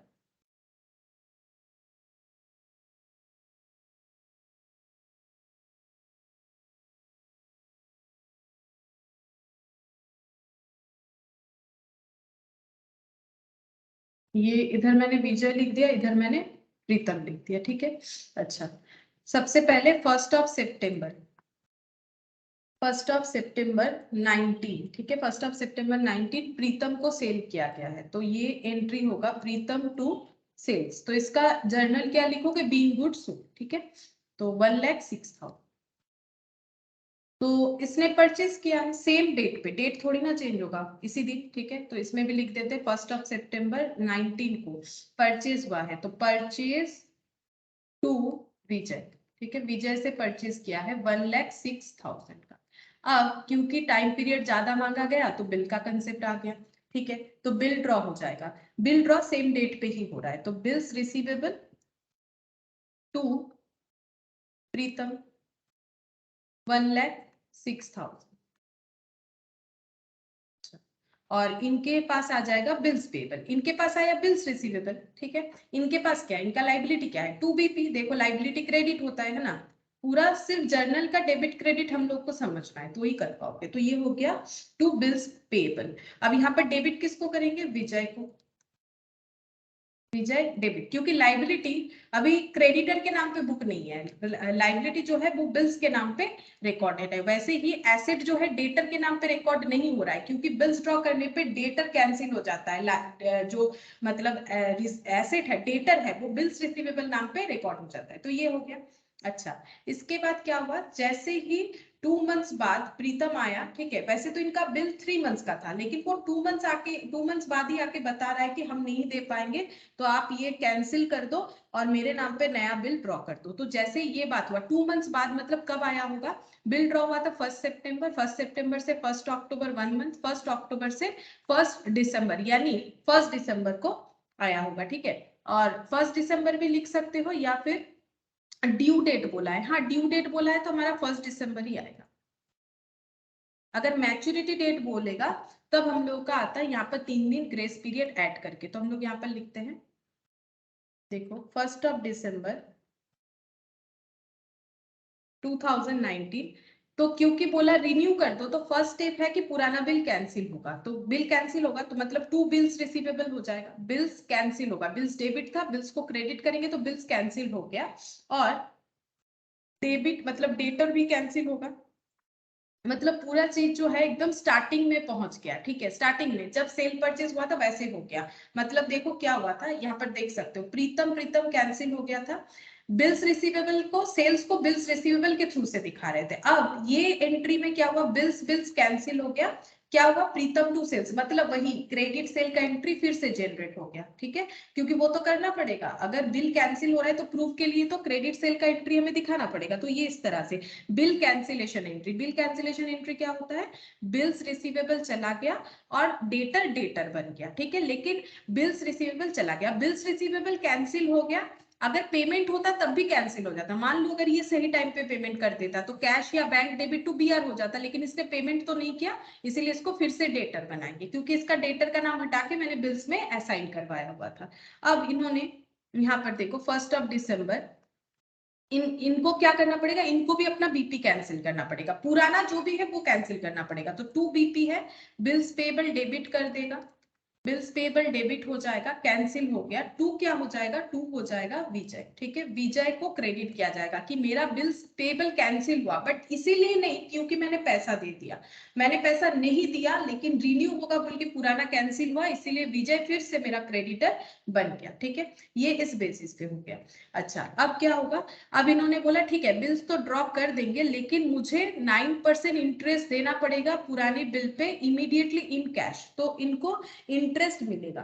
तो इंटरेस्ट मिलने का एंट्री क्या होगा, इंटरेस्ट मिलने का एंट्री इस तरह से होगा, प्रीतम डेबिट, इसी दिन हो रहा है सारा बात, टू इंटरेस्ट, ठीक है। इंटरेस्ट क्रेडिट ड्यू कर दिया, और ये यहाँ पर ये क्या एंट्री करेंगे, इनके लिए इंटरेस्ट इनका लॉस है, इंटरेस्ट डेबिट टू विजय, इनको विजय को इंटरेस्ट देना पड़ेगा। अब कितना इंटरेस्ट हो रहा है कैलकुलेट करते हैं, देखो 1,06,000 पे देना पड़ेगा 9% पर एनम एक साल के लिए, लेकिन कितने दिन का इंटरेस्ट देना पड़ता है पता है, was immediately paid in cash, interest देना पड़ेगा यहाँ पर 2 मंथ्स का, ठीक है। 2 मंथ्स का इंटरेस्ट देना पड़ेगा, क्यों क्यों 2 मंथ्स का, किस बेसिस पे, क्योंकि फर्दर जो बिल का हमारा मतलब फर्दर बिल को 2 मंथ्स के लिए आगे ले जाया गया, मतलब इन्होंने देखो इनको पैसा पे करना था 3 मंथ्स बाद, लेकिन इन्होंने 2 मंथ्स के अंडर ही आके बता दिया कि मेरे से नहीं होने वाला, रिन्यू करो। तो इनका लॉस कितने का हुआ, 2 मंथ्स का हुआ। विजय का लॉस तो 2 मंथ्स का हुआ ना, क्योंकि जहां पर बिल 3 मंथ्स का होने वाला था वहां 2 मंथ्स और भी एक्स्ट्रा लग गए, ये तो बात हुआ ही था। तो ये 2 मंथ के लिए वो इंटरेस्ट मांगेगा। तो बिल रिन्यू होने पे कितने दिन, कौन से टाइम पीरियड पे इंटरेस्ट लगेगा, वो टाइम पीरियड के ऊपर इंटरेस्ट लगेगा जो टाइम पीरियड एक्सेस हो गया, ठीक है, उतने पे लगेगा। तो यहाँ पर लिखेंगे 2/12, ठीक है, 2/12। तो इसको चेक करके देखते हैं कैलकुलेटर पे कितना होगा, 1,06,000 इंटू 9% इंटू 2/12, 1590, ठीक है, 1590 इंटरेस्ट मिलेगा, और इनको 1590 इंटरेस्ट देना पड़ेगा। ये हो गया ड्यू एंट्री, ठीक है, ये ड्यू एंट्री हो गया। अब जब इंटरेस्ट रिसीव होगा वो कैसे होगा, कैश में होगा। तो कैश में इंटरेस्ट रिसीव कर लेते हैं, तो यहाँ पर विजय और यहाँ पर हो जाएगा प्रीतम, ठीक है। तो विजय को कैश में इंटरेस्ट मिलेगा, तो cash account debit to interest, cash account debit to interest 1590, ठीक है। और इनको पे करना पड़ेगा, तो इंटरेस्ट अकाउंट डेबिट जर्नल में जैसे होता है टू कैश, ठीक है, टू कैश, इन्होंने 1590 पे कर दिया। अच्छा ये तो हो गया सेटलमेंट। अब बोल रहा है कि जो नया बिल ड्रॉ हुआ, बोला है ना रिन्यू कर दो फ्रेश पीरियड ऑफ 2 मंथ्स के लिए बिल को, ठीक है। तो फिर से बिल ये ड्रॉ करेंगे, तो बिल्स रिसीवेबल डेबिट कितना, वही सेम अमाउंट, अमाउंट तो कुछ चेंज नहीं बोला है, ठीक है, 1,06,000 टू प्रीतम, फिर से 1,06,000 का बिल ड्रॉ हो जाएगा, ठीक है, 1,06,000 का। और यहाँ पर इनका बिल्स पेबल हो जाएगा, बिल्स पेबल हो जाएगा सेम अमाउंट का, तो विजय टू बीपी, 1,06,000 का बिल रिन्यू हुआ, सेम अमाउंट का ही हुआ लेकिन इंटरेस्ट क्लियर करने के बाद। अच्छा अब यहाँ पर बोला था ड्यू डेट पे ये बिल का पैसा पेमेंट कर दिया गया। ड्यू डेट कब आएगा, क्योंकि इन्होंने कब बोला था, इन्होंने 1 दिसंबर को ही बता दिया था, उसके बाद 2 मंथ्स, तो 1 दिसंबर से 1 जैन से लेके 1 ठीक है, 1 जैन से लेके 1 तो 1 हो गया, और इसमें 3 दिन ऐड करेंगे तो ये हम लोग का ग्रेस पीरियड, मतलब ये ड्यू डेट हो गया, 3 दिन ऐड करेंगे तो ये हम लोग का क्या हो जाएगा, 4 हो जाएगा, ठीक है, 4 हो जाएगा। या फिर देखो किसी किसी जगह पे ना ऐसे भी क्या हुआ रहता है, जैसे इस ये मैट जो है तुम लोग का, उसमें क्या किया है इंस्टीट्यूट ने, देखो उसमें ऐसे भी करते हैं बहुत लोग, ये डेट इसको 1/4/19 ना लेके इसको 4 दिसंबर ले सकते हो, ठीक है, क्यों, क्योंकि इसमें ग्रेस पीरियड ऐड करके मान सकते हैं। वैसे बोला है ड्यू डेट, ठीक है, वैसे बोला है ड्यू डेट 3 मंथ्स था, वो ड्यू डेट पे on due date Pritam requested that the bill be renewed for a fresh period of 2 months, due date पे आके उन्होंने बोला, ठीक है, वो कितने दिन बाद बोला, एक मिनट, 2 मंथ्स के लिए बोला। अच्छा ड्यू डेट कब होगा वो देख लेते हैं, 1 सितंबर से लेके 1 अक्टूबर, मैंने गलत कैलकुलेट तो नहीं किया, 1 अक्टूबर से 1 नवंबर, 1 नवंबर से लेके 1 दिसंबर। अच्छा देखो ड्यू डेट लेकिन एक ही तारीख होता है, 1 तारीख हो रहा है, लेकिन अगर तुम लोग मैट में सोल्यूशन देखोगे ना, वो 4 दिसंबर कर रखा है उन्होंने, तो एक्चुअली वो ड्यू डेट में ग्रेस पीरियड लगा के माना जा रहा है। ठीक है, तो हम लोग उसी तरह से करेंगे क्योंकि मैक्सिमम जगह पे वैसे ही रहता है। बाकी ड्यू डेट और मैच्योरिटी डेट में लेकिन थोड़ा सा फर्क होता है। ड्यू डेट का मतलब जहां ग्रेस पीरियड इंक्लूडेड नहीं है, तो इन्होंने यहाँ ग्रेस पीरियड लिया हुआ, तो हम लोग भी हर जगह पे लेंगे क्योंकि सारे इंस्टीट्यूट में वैसे ही किया हुआ है। ठीक है, तो यहाँ पर लिख देते 4 दिसंबर। क्यों किया मैंने? क्योंकि मैंने ड्यू डेट के हिसाब से लिया था, तो मैंने 1 तारीख लिखा था। अब ड्यू डेट का मतलब क्या होता है? जिस दिन एक्सपायर होगा बिल। ठीक है, तो ड्यू डेट वैसे ही कैलकुलेट किया जाता है, बट यहाँ पर मैच्योरिटी डेट को लेके जर्नल एंट्री किया हुआ है। ड्यू डेट मतलब रिन्यू होगा तो ड्यू डेट बोल रहा है लेकिन मैच्योरिटी डेट ले रहा है। ठीक है, कोई बात नहीं, हम लोग भी ऐसे ही करेंगे।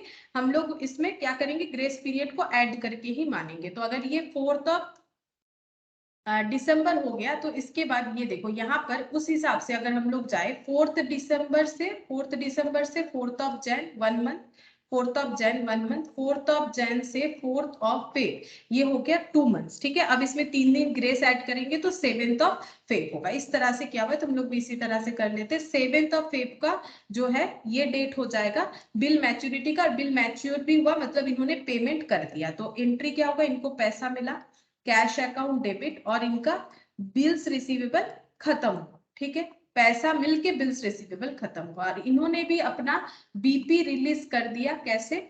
बीपी डेबिट पेमेंट करके। ठीक है, BP debit 1,06,000 to Vijay, sorry to cash, Vijay को दिख रहा है टू कैश, पैसा दे दिया। ठीक है, टू कैश 1,06,000। ठीक है, ये हो जाएगा हम लोग का कंप्लीशन। तो इस तरह से होगा। तो पहले देखो क्या क्या हुआ, एक बार बता देते। इसमें काफी सारा चीज था। पहले सेल हुआ,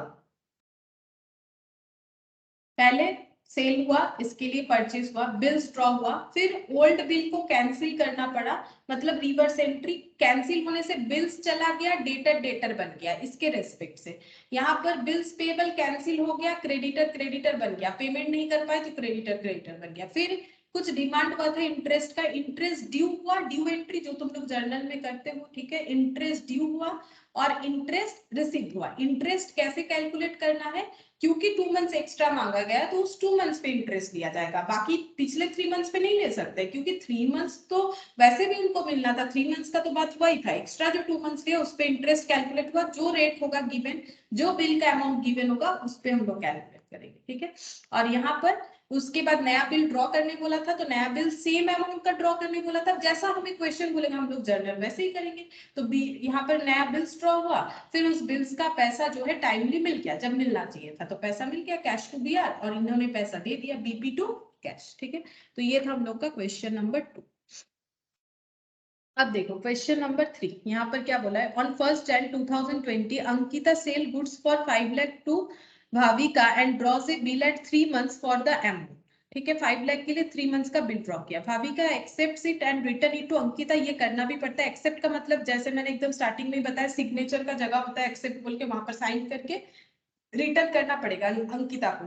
भाविका के पास ये रहने का कोई मतलब नहीं है। बाई चांस अगर इनके मन में कुछ भी गलत होता है कि मुझे पैसा नहीं देना है दूसरे का, तो वो क्या कर सकते हैं, उस बिल को जो है गायब कर सकते हैं। ठीक है, इसलिए अंकिता के पास मतलब जो ड्रॉयर है उनके पास रहना ही वैलिड है ना। ड्रॉय के पास रहना तो वैलिड है नहीं। अगर ड्रॉय के मन में कुछ भी चोर होगा तो फिर ड्रॉय के पास रहना तो वैलिड नहीं है। तो Bhavika accept it and return it to Ankita on 1 March 2020। Bhavika retires her acceptance under rebate of 12%। क्यों बोला? 1 Jan का था और 3 months का था, तो 1 Jan to 1 Feb, 1 Feb to 1 March, 1 Feb to 1 March, 1 March to 1 April plus 3 days grace, यानी 4 अप्रैल को एक्चुअली पैसा कलेक्ट होने वाला था। ठीक है, भाविका से अंकिता को, लेकिन भाविका ने 1 March को ही जो है पेमेंट कर दिया। अब जैसे कस्टमर डिले करता है तो उनपे हम लोग जो है इंटरेस्ट चार्ज करते हैं, वैसे ही अगर कस्टमर आगे पे कर देता है, ठीक है, तो उनको हमें छूट देना पड़ता है, रिबेट यानी डिस्काउंट यहाँ पर देना पड़ेगा। ठीक है, तो डिस्काउंट यहाँ पर इसको रिबेट बोला जाता है। रिबेट दिया गया है, रिबेट का रेट था 12% पर एनम। 1 ईयर के लिए 12% 100 रुपीज के अगेंस्ट में, तो 5 लाख के अगेंस्ट में कैलकुलेट करेंगे। अगर 100 रुपीज पे रिबेट मिलना चाहिए 1 ईयर का, तो 12% होगा, तो 5 लाख पे कितना होगा ये हमें कैलकुलेट करना पड़ेगा। लेकिन कितने मंथ्स का होगा, कैसे कैलकुलेट करेंगे, उन्होंने कितने टाइम पीरियड पहले पे कर दिया उतने का ही रिबेट देना चाहिए। लॉजिकली सोचो, रिबेट क्यों देंगे, क्योंकि उन्होंने अर्ली पेमेंट किया। तो कितना अर्ली, क्वेश्चन में ये दिमाग में आना चाहिए, कितना पहले पेमेंट किया। तो 1 मार्च को किया, जबकि करना चाहिए था 1 अप्रैल प्लस 3 डेज ग्रेस, ठीक है। तो यहाँ पर 1 मंथ, अगर मंथली देखे, ये 3 दिन का यहाँ काउंट नहीं करते हैं कि 1 मंथ 3 डेज, ऐसा नहीं होता है, इसको 1 मंथ ही लिया जाता है, ठीक है। तो इन्होंने 1 मंथ पहले जो है पेमेंट कर दिया, तो इनको 1 मंथ का रिबेट मिलेगा, जितना पहले ये देंगे, ठीक है। अनएक्सपायर्ड पीरियड के लिए, अनएक्सपायर्ड पीरियड है 1 मंथ, तो 1 मंथ के लिए इनको रिबेट मिल जाएगा। हमें एंट्री करने बोला है दोनों के बुक्स में, ठीक है, अंकिता और भाविका दोनों के बुक्स में एंट्री करने बोला है। तो देखो कैसे होगा।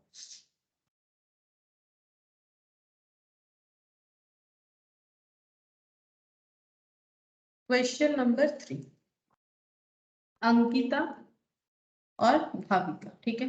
अच्छा, चेक करते हैं। सबसे पहले 1 जन सेल हुआ है, 1 जन 20 को अंकिता ने सेल किया है, तो भाविका 2 सेल्स। जैसे क्रेडिट सेल का एंट्री होता है, अब क्रेडिट सेल है तभी तो बिल्स का बात आएगा, ठीक है। 5 लाख, 5 लाख इनके तरफ से परचेज होगा सेम डेट पे, तो परचेज टू अंकिता।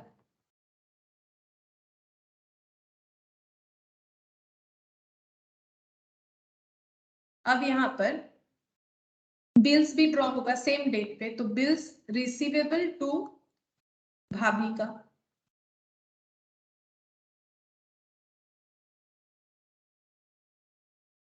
यहाँ पर बिल्स पेबल, अब ये बिल ड्रॉ करेंगे तो इन्हें एक्सेप्ट करना पड़ेगा, तो 2 BP लाइबिलिटी बढ़ा, और यहाँ पर अंकिता डेबिट।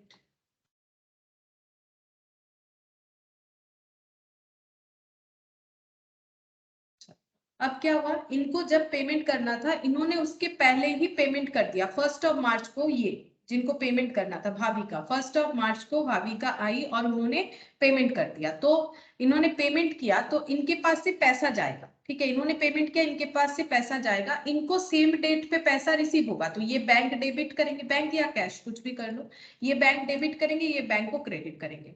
इनके लिए रिबेट लॉस होगा, ठीक है, तो ये रिबेट डेबिट करेंगे। इनके लिए रिबेट जो है वो गेन होगा, जैसे तुम लोग डिस्काउंट अलाउ डिस्काउंट रिसिप्ट करते हो, ठीक है। इनके लिए रिबेट जो है गेन होगा, ठीक है, और इनका लाइबिलिटी खत्म होगा, बीपी खत्म, ठीक है, जैसे हम लोग क्रेडिटर को पे करते हैं। इनके लिए बिल्स रिसीवेबल कैंसिल, मतलब खत्म हो जाएगा, ठीक है। बिल्स रिसीवेबल कितने का था, 5 लाख का था, ठीक है। बिल्स पेबल कितने का था, 5 लाख का था। अब इनको कितना डिस्काउंट देना पड़ेगा चेक कर लेते हैं, तो यहाँ पर चेक कर लेते हैं, वर्किंग नोट बना के तुम लोग कर सकते हो। ये देखो 5 लाख पे 12%, ये पूरे 1 ईयर का, ठीक है। तो फिर 1 मंथ का कितना होगा, 1 मंथ कैलकुलेट करने के लिए डिवाइडेड बाय 12 करेंगे। अगर ये 12 मंथ्स का है, डिवाइडेड बाय 12 करोगे तो 1 मंथ का आएगा। अब इन्होंने कितने दिन पहले कर दिया, 1 मंथ पहले, ठीक है, 1 मंथ पहले, तो यहाँ पर कितना हो जाएगा 5000, है ना, 5000। तो इनको 5000 रिबेट देना पड़ेगा, इनको 5000 रिबेट मिल रहा है, ठीक है। अब इसका मतलब इनको कितना पेमेंट करना पड़ा, 5 लाख में अगर 5000 इनको रिबेट मिल गया तो इनको पेमेंट करना पड़ा 4,95,000, इनको उतना ही मिलेगा, ठीक है। जस्ट तो ऑपोजिट एंट्री हो रहा है, जो ये पे करेंगे वो इनको मिलने वाला है, तो ये हो गया। अब इसका तुम लोग, लेकिन बिल्स रिसीवेबल क्योंकि जर्नल बेस्ड चैप्टर है बिल्स ऑफ एक्सचेंज, तो तुम लोग को लेकिन नरेशन लिखना पड़ेगा, ठीक है। तो अभी देखो 2 तरह का हम लोगों ने डिस्काउंट पढ़ा, ठीक है। एक है अगर बिल को रिन्यू करने बोल रहा है तो जितना एक्स्ट्रा पीरियड डिमांड हो रहा है उस पे डिस्काउंट का अमाउंट कैलकुलेट होगा, रेट क्वेश्चन में गिवन होता है। और अगर हम लोगों ने मतलब जिसको बोलते हैं रिटायर्स, मतलब पहले ही दे दिया, ठीक है, रिटायर्स आर एक्सेप्टेंस, टाइम के पहले ही दे देते हैं तब बोला जाता है retires. Retires are acceptance under rebate, rebate के अंडर उन्होंने अपना एक्सेप्टेंस रिटायर किया 12% पर एनम। तो कितना पहले कर दिया, 1 मंथ, वो चेक करना पड़ेगा अकॉर्डिंग टू क्वेश्चन, तो उस पे हम लोग रेट के हिसाब से कैलकुलेट करेंगे। बिल अमाउंट क्या हो जाएगा, यहाँ पर रिबेट कैसे चेक होगा, बिल अमाउंट, बिल अमाउंट जो रहेगा इनटू रेट जो गिवन रहेगा इनटू अनएक्सपायर्ड पीरियड, है ना। ये मतलब फॉर्मूला हम नहीं चाहते कि तुम लोग ऐसे फॉर्मूला की तरह याद रखो, क्योंकि ये लॉजिकल बात है कि जितने दिन पहले दे रहे हैं उतने दिन का ही रिबेट मिलेगा, ठीक है। तो अनएक्सपायर्ड पीरियड।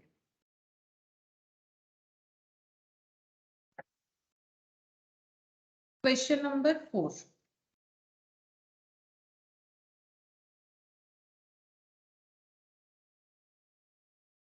क्वेश्चन नंबर 4 में देखो क्या बोला है।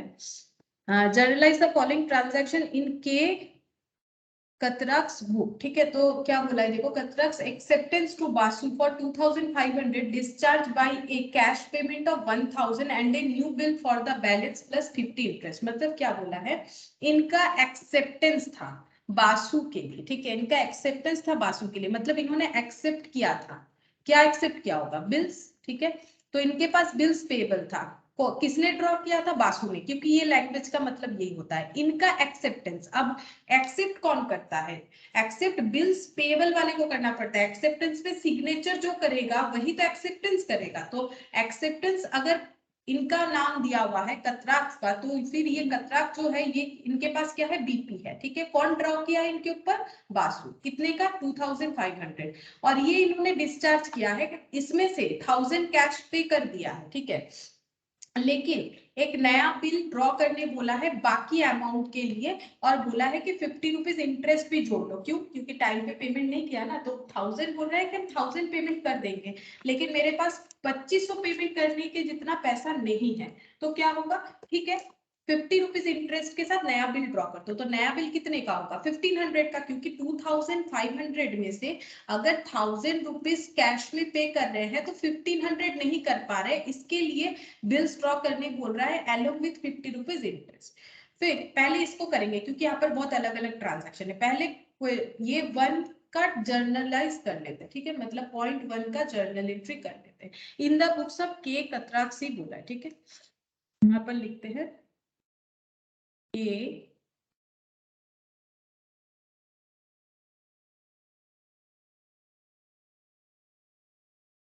यहाँ पर पहला पहला जर्नल एंट्री क्या हुआ है, पहला बोल रहा है कि इनके पास जो बीपी था उसका उन्होंने पेमेंट किया है, ठीक है। तो बीपी का जो पेमेंट किया है वो एंट्री क्या हो जाएगा, बिल्स पेबल अकाउंट डेबिट।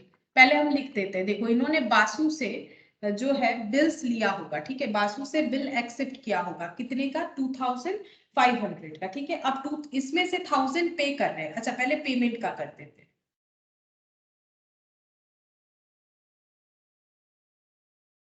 अच्छा हाँ, देखो यहाँ पर क्योंकि इनका जो बिल है वो पूरा पूरी रिलीज नहीं हो रहा है, ठीक है, पूरा पूरी रिलीज नहीं हो रहा है, 1000 का जो हो रहा है यहाँ पर कैश पेमेंट, और बाकी 1500 के लिए नया बिल ड्रॉ हो रहा है। तो हम लोग क्या करेंगे, क्योंकि एज पर कंडीशन पेमेंट नहीं हो रहा है, तो हम लोग पहले पूरे बिल को रिवर्स कर देंगे, ठीक है, मतलब कैंसिलेशन कर देंगे। तो ये पूरा बिल ही मैंने कैंसिल कर दिया, ठीक है, कि इन्होंने अपना पूरा बिल का कैंसिल कर दिया, कि बीपी मेरा कैंसिल हो जा रहा है पुराना वाला, क्योंकि पुराना वाला तो रह नहीं रहा है, 1000 पेमेंट हो जा रहा है, 1500 जो है वो 50 रुपीज इंटरेस्ट के साथ न्यू बिल जनरेट हो रहा है। तो ओल्ड बीपी कैंसिल, और लेकिन पेमेंट नहीं मिला, ठीक है, पेमेंट नहीं करना पड़ा, फिर से बासु मेरा क्रेडिटर हो गया, ये सोच रहा है, क्योंकि मेरे पास पैसा नहीं था कि हम पूरा बिल कैंसिल करते, लेकिन हाँ मैंने थोड़ा सा कैंसिल किया है। तो ये क्या एंट्री हो जाएगा, जो पेमेंट हुआ है Basu account debit to cash, 1000 rupees इन्होंने पे कर दिया, तो अपने क्रेडिटर को पेमेंट करेंगे तो ऐसा ही एंट्री होगा, बासु अकाउंट डेबिट टू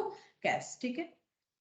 अब इंटरेस्ट इंटरेस्ट ड्यू हुआ है, तो interest account debit to Basu, ठीक है, नॉर्मल एंट्री कर रहे हैं हम लोग। देखो बासु को इंटरेस्ट देना है, तो इंटरेस्ट का एंट्री मैंने ड्यू कर दिया, ठीक है।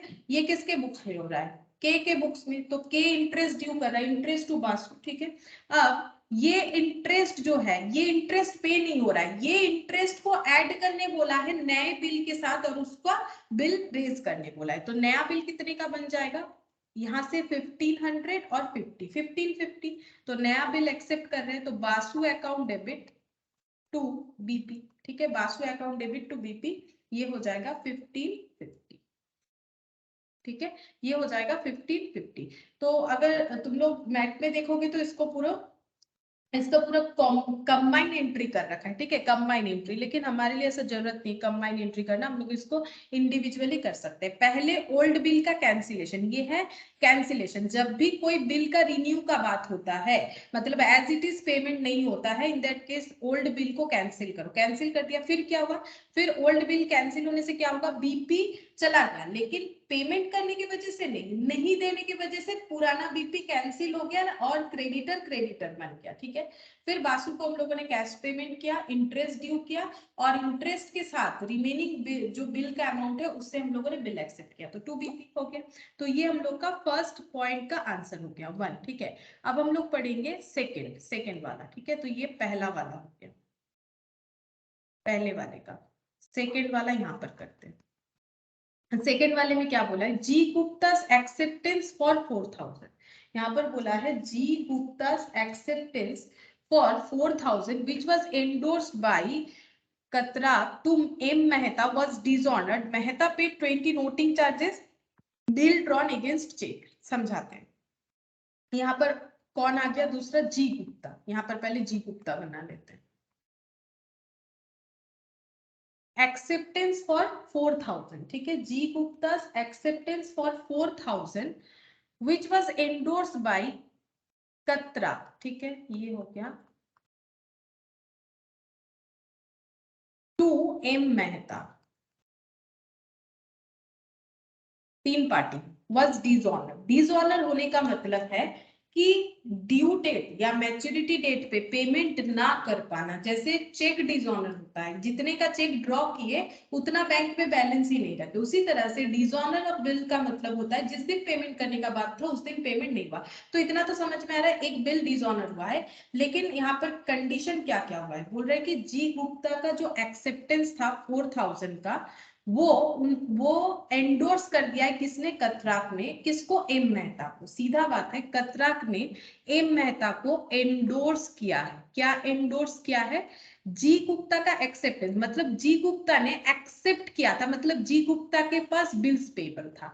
तो जी गुप्ता के पास किसका बिल्स पेबल था, ऑब्वियसली कतराक का, यानी कतराक के पास जी गुप्ता के नाम का बिल्स रिसीवेबल रहा होगा। लैंग्वेज ही हमें बोल रहा है, इसी ऐसे ही हमें समझना पड़ेगा लैंग्वेज देख के, कि जी गुप्ता का एक्सेप्टेंस मतलब जी गुप्ता के पास बीपी है, लेकिन किसका है, किसने ड्रॉ किया उनके ऊपर।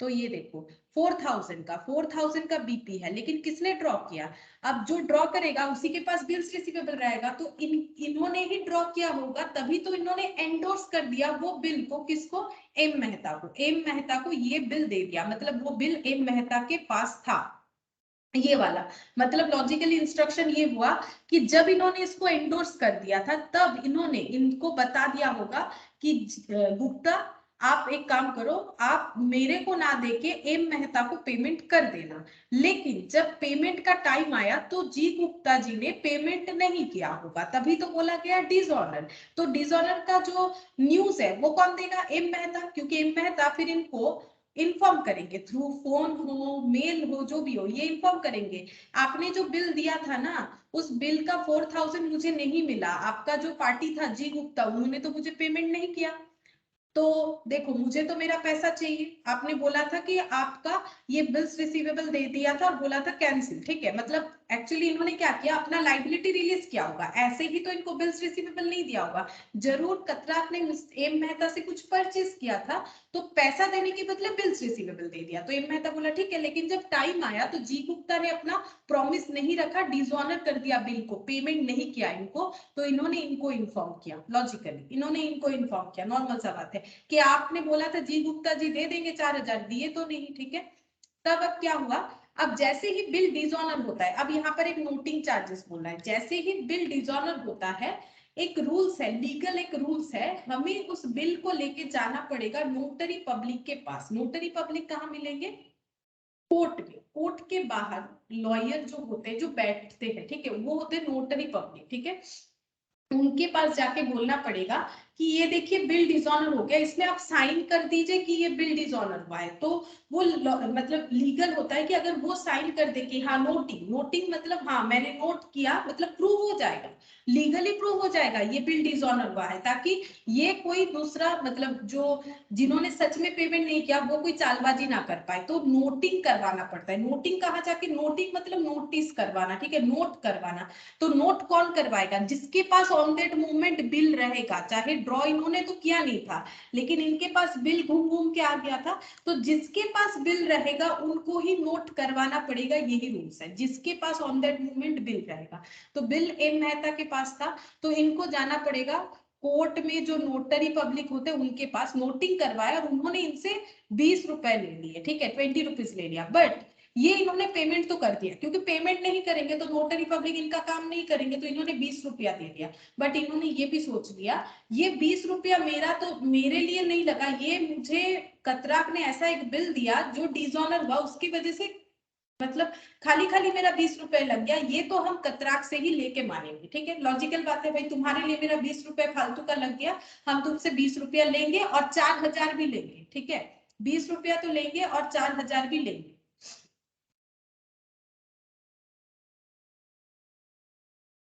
Good evening. और हाँ good evening ma'am, sorry late हो गया, जस्ट कॉलेज से फिरलाम। अच्छा ठीक है, ओके मैम। अच्छा देखो, तो एम मेहता क्या बोलेंगे कि देखो मुझे 4000 तो दिए नहीं, ऊपर से 20 रुपीज मेरे पॉकेट से चला गया, अब ये सारा पैसा हम कहाँ से लेंगे, कतराक से लेंगे, क्योंकि मुझे जी गुप्ता कौन है मुझे नहीं पता था, ठीक है। स्टोरी देखो क्या हो रहा है, जी गुप्ता कौन है ये इनको कैसे पता है, इन्होंने तो कतराक को कुछ बेचा होगा, कतराक ने उसका पैसा देने की जगह बिल्स रिसीवेबल थमा दिया, बोला जब बिल मैच्योर होगा 4000 ले लीजिएगा, इन्होंने भी बोला अच्छा ठीक है कोई बात नहीं। लेकिन क्या हुआ, अब ये बोल रहे हैं, इनको आया गुस्सा, अब ये बोल रहे हैं हम तो 4000 तो भाई लेंगे ही तुमसे, ऊपर से 20 रुपया भी लेंगे, क्योंकि मेरा तो 20 रुपीज लग गया उधर कोर्ट में जाके नोटरी पब्लिक से नोटिंग करवाने का। तो कतराक बोल रहे ठीक है आपका कहना तो लॉजिकल है, मुझे 4000 तो आपको देना ही था और 20 भी देना पड़ेगा, क्योंकि मैंने ऐसा एक बिल एंडोर्स किया जो डिसऑनर हो गया, तो ठीक है हम आपको 4020 रुपीज दे देंगे। तो मिस्टर मेहता हो गए शांत, ठीक है मुझे मेरा पैसा मिल जाएगा। अब कतराक सोच रहे हैं, अब ये थोड़ी ना जी गुप्ता को छोड़ेंगे, अब क्यों क्यों बोलेंगे भाई मैंने तो तुम्हें सामान बेचा था 4000 का, तुमने मैंने बोला कि बिल्स का पैसा मुझे ना देके इनको दे दो, तुमने पैसा दिया ही नहीं, और ऊपर से उन्होंने मेरे ऊपर 20 रुपए चार्ज लगा दिए, बोल रहे कि नोटरी करवाने का 20 रुपए लग गया। तो जी गुप्ता बोलेंगे हाँ सही बात है, ठीक है, तुम मेरे से रिकवर कीजिए और क्या कर सकते हैं। तो ये 4020 रुपीज का रिकवरी जी गुप्ता से कौन करेगा, कतराक करेगा। तो इस तरह से सीक्वेंस पे होगा, देखो पूरा स्टोरी इस तरह से है। अब यहाँ पर इसके बाद क्या बोला है, बिल विथड्रॉन अगेंस्ट चेक, ठीक है, फिर बिल विथड्रॉन मतलब बिल का पेमेंट हुआ चेक के थ्रू से, फिर बिल का पेमेंट हुआ चेक के थ्रू से, तो कौन पेमेंट करेगा, जी गुप्ता करेगा, ठीक है। तो इसका हमें एंट्री करना है, ये अभी हम लोगों ने जो इतना स्टोरी देखा उसका हमें एंट्री करना है। अब एंट्री किसके बुक्स में हो रहा है, ये लेकिन इनके बुक्स में हो रहा है, अब इनका क्या क्या हुआ वो हमें देखना पड़ेगा।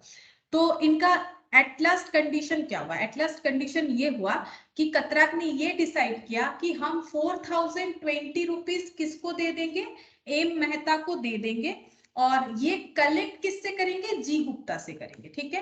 तो एट लास्ट इनका दिमाग में ये आया, अच्छा ये जितना भी कुछ हुआ इससे मेरा कंक्लूजन तो ये है, मुझे इनसे 4020 कलेक्ट करना है और इनको वो 4020 मुझे देना पड़ेगा, ये हुआ मेरा एट लास्ट लाइबिलिटी। तो पहले ये इनके दिमाग में आया, ठीक है, तो ये अपना इस हिसाब से ड्यू एंट्री करेंगे। तो कैसे हो जाएगा देखो, अच्छा ये हटा देते हैं स्टोरी,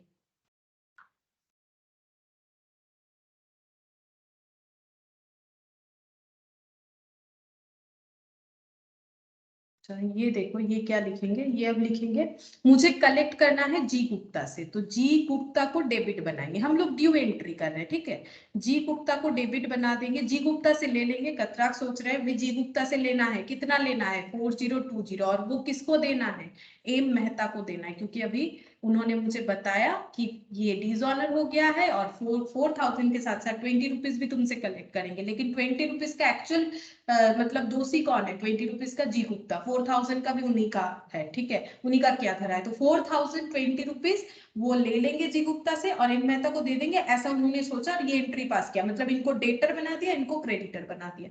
और एट लास्ट क्या हुआ, ये बिल जो है ये बिल पे हो गया अगेंस्ट चेक, ठीक है, बिल पे हो गया अगेंस्ट चेक। तो ये कैसे हो जाएगा? इस तरह से, टू बैंक, चेक के थ्रू से पे हुआ तो टू बैंक होगा, कितने का चेक बना होगा? 4020। और यहाँ पर डेबिट कौन किसको करना पड़ेगा? क्योंकि बिल विथड्रॉन अगेंस्ट चेक, मतलब किसको पैसा पेमेंट किया होगा? अगर कतराक का बात आ रहा है तो सोचो कतराक ने किसको पैसा पेमेंट किया होगा? चेक के थ्रू से किसको करना पड़ेगा? जी गुप्ता को या एम मेहता को? सोचो, जी गुप्ता को करना पड़ेगा कि एम मेहता को करना पड़ेगा? बोलो किसको करना पड़ेगा? कौन क्रेडिटर था उसी को तो करना पड़ेगा। जी गुप्ता को करना पड़ेगा कि एम मेहता को करना पड़ेगा?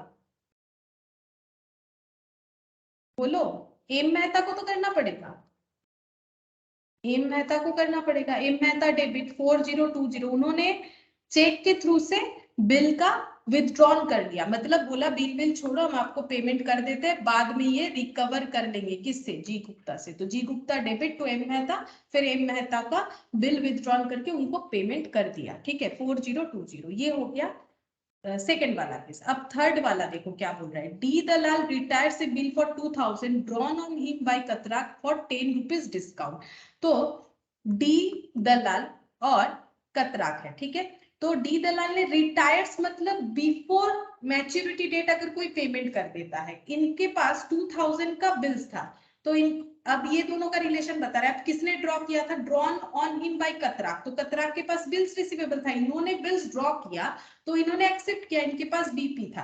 अब इन्होंने ये टाइम के पहले ही इनको पेमेंट कर दिया और इन्होंने इसको 10 रुपीज का डिस्काउंट दे दिया, तो रिबेट, ठीक है, तो कतराक को रिबेट देना पड़ा क्योंकि इनके बुक्स में हम लोग एंट्री कर रहे हैं, तो इनको रिबेट देना पड़ा। तो थर्ड वाला इसका क्या हो जाएगा एंट्री? ये देखो, रिबेट अगर देना पड़ा तो एंट्री कुछ इस तरह से होगा। इनको पैसा तो मिला, ठीक है, दलाल से पैसा मिल गया, मिलना चाहिए था 2,000, लेकिन 2,000 नहीं मिलेगा क्योंकि उन्होंने पहले पेमेंट किया तो उनको कुछ रिबेट दे दिया, तो रिबेट इनके लिए लॉस हो जाएगा, तो रिबेट डेबिट हो जाएगा 10 रुपीज, ठीक है, 10 रुपीज का रिबेट दे दिया और 2,000 का बिल जो है ये कैंसिल हो गया। तो फिर पैसा कितना रिसीव हुआ होगा? 10 रुपीज अगर कम हुआ है तो 1990 ये अमाउंट रिसीव हुआ होगा, ठीक है। ये हो गया थर्ड पॉइंट, अलग अलग दिया है सारा, ठीक है। फोर्थ नंबर पे देखो, कतराक एक्सेप्टेंस टू पटेल, ठीक है। अब फिर से देखो, यहाँ पर कतराक, यहाँ पर पटेल। कतराक एक्सेप्टेंस टू पटेल, इन्होंने एक्सेप्ट किया है, इन्होंने एक्सेप्ट किया है, मतलब इनके पास बीपी है और इनके पास बीआर है, बिल्स रिसीवेबल, क्योंकि एक्सेप्टेंस का मतलब एक्सेप्ट वही करता है जो प्रॉमिस करता है कि हम पैसा दे देंगे, ठीक है। एक्सेप्टेंस, एक्सेप्ट कर रहे हैं कि हम ये पेमेंट 5,000 का समथिंग डेट जो भी होगा, कुछ दिन बाद जो भी डेट, मतलब जो भी टाइम पीरियड होगा, टर्म ऑफ दिन होगा, इतने दिन बाद पे कर देंगे। तो कतराक ने एक्सेप्ट किया था पटेल से एक बिल 5,000 का, मतलब कतराक के पास 5,000 का बीपी था और पटेल के पास 5,000 का बीआर था, bills receivable. Modi acceptance to Katrak, अब मोदी का भी एक एक्सेप्टेंस है, मोदी का एक्सेप्टेंस है, तो मोदी ने एक्सेप्ट किया है, मतलब इनके पास बिल्स पेबल है, ठीक है, और इनके पास बिल्स रिसीवेबल है, ठीक है। तो बिल्स रिसीवेबल मोदी के लिए है और बिल्स पेबल पटेल के लिए है, ठीक है। अब मोदी के पास जो बिल्स पेबल है वो कतराक वाला है, ठीक है, क्योंकि तीन पार्टी हो गया, मैंने अलग अलग नाम लिख दिया, मतलब कतराक और पटेल में सेल परचेज ट्रांजैक्शन हुआ होगा और कतराक और मोदी में भी होगा। और कतराक और पटेल में अगर रिलेशन देखो तो कतराक कौन है? कतराक है सेलर, ठीक है, सॉरी सेलर नहीं होगा, ये हो जाएंगे परचेजर, क्यों? क्योंकि इनके पास बीपी है और ये सेलर है, तभी इनके पास बिल्स रिसीवेबल है। और कतराक और मोदी में रिलेशन अगर देखो तो वो क्या बनता है, क्योंकि मोदी के पास बीपी है तो ये परचेजर रहे होंगे और ये सेलर रहे होंगे, इन दोनों के रिलेशनशिप ऐसे है, इन दोनों के रिलेशनशिप ऐसे है। अच्छा, अब इनका 5,000 का बिल था, अब मोदी से एक्सेप्टेंस कितना था वो नहीं पता, to Katrak for a similar amount, अच्छा सिमिलर अमाउंट का था 5,000 और ये हो गया 5,000, ठीक है, ये हो गया कंडीशन। अब क्या बोला है, Katrak acceptance to Patel 5,000 discharge कर दिया है उन्होंने, ठीक है, discharge by Patel, discharge by Patel, Patel ने डिस्चार्ज कर दिया है Modi acceptance to Katrak for similar amount, ठीक है, मतलब 5000 का इन्होंने सेटलमेंट कर लिया है, 5000 का सेटलमेंट कर लिया है। बेसिकली उन्होंने क्या किया है, उनको पटेल को 5000 देना था और उनको मोदी से 5000 मिलना था, तो उन्होंने मोदी का जो बिल्स रिसीवेबल है, मोदी का जो बिल्स रिसीवेबल है वो किसको दे दिया है, वो पटेल को दे दिया, तो हो गया, इनका कैंसिल हो गया, ठीक है, इनका कैंसिल हो गया। उन्होंने क्या किया, मोदी का बिल्स रिसीवेबल पटेल को दे दिया, क्योंकि हमें के बुक्स में एंट्री करने के लिए बोला है, तो के ने क्या किया, के ने डिस्चार्ज कर दिया है पटेल का एक्सेप्टेंस। कैसे किया, उन्होंने पटेल को बोला कि आपको हम पेमेंट कर देते हैं लेकिन कैश में नहीं कर रहे हैं, चेक में नहीं कर रहे हैं, हम आपको एक बिल्स रिसीवेबल दे रहे हैं जो मैंने मोदी जी पे ड्रॉ किया, ठीक है, तो मैंने बिल्स रिसीवेबल जो है यहाँ पर दे देते हैं, तो इनके पास से बिल्स रिसीवेबल चला जाएगा, तो बिल्स डेबिट होता है, बिल्स चला जाएगा तो इनका एंट्री क्या होगा, ये बिल्स को क्रेडिट कर देंगे 5000 पर, ठीक है।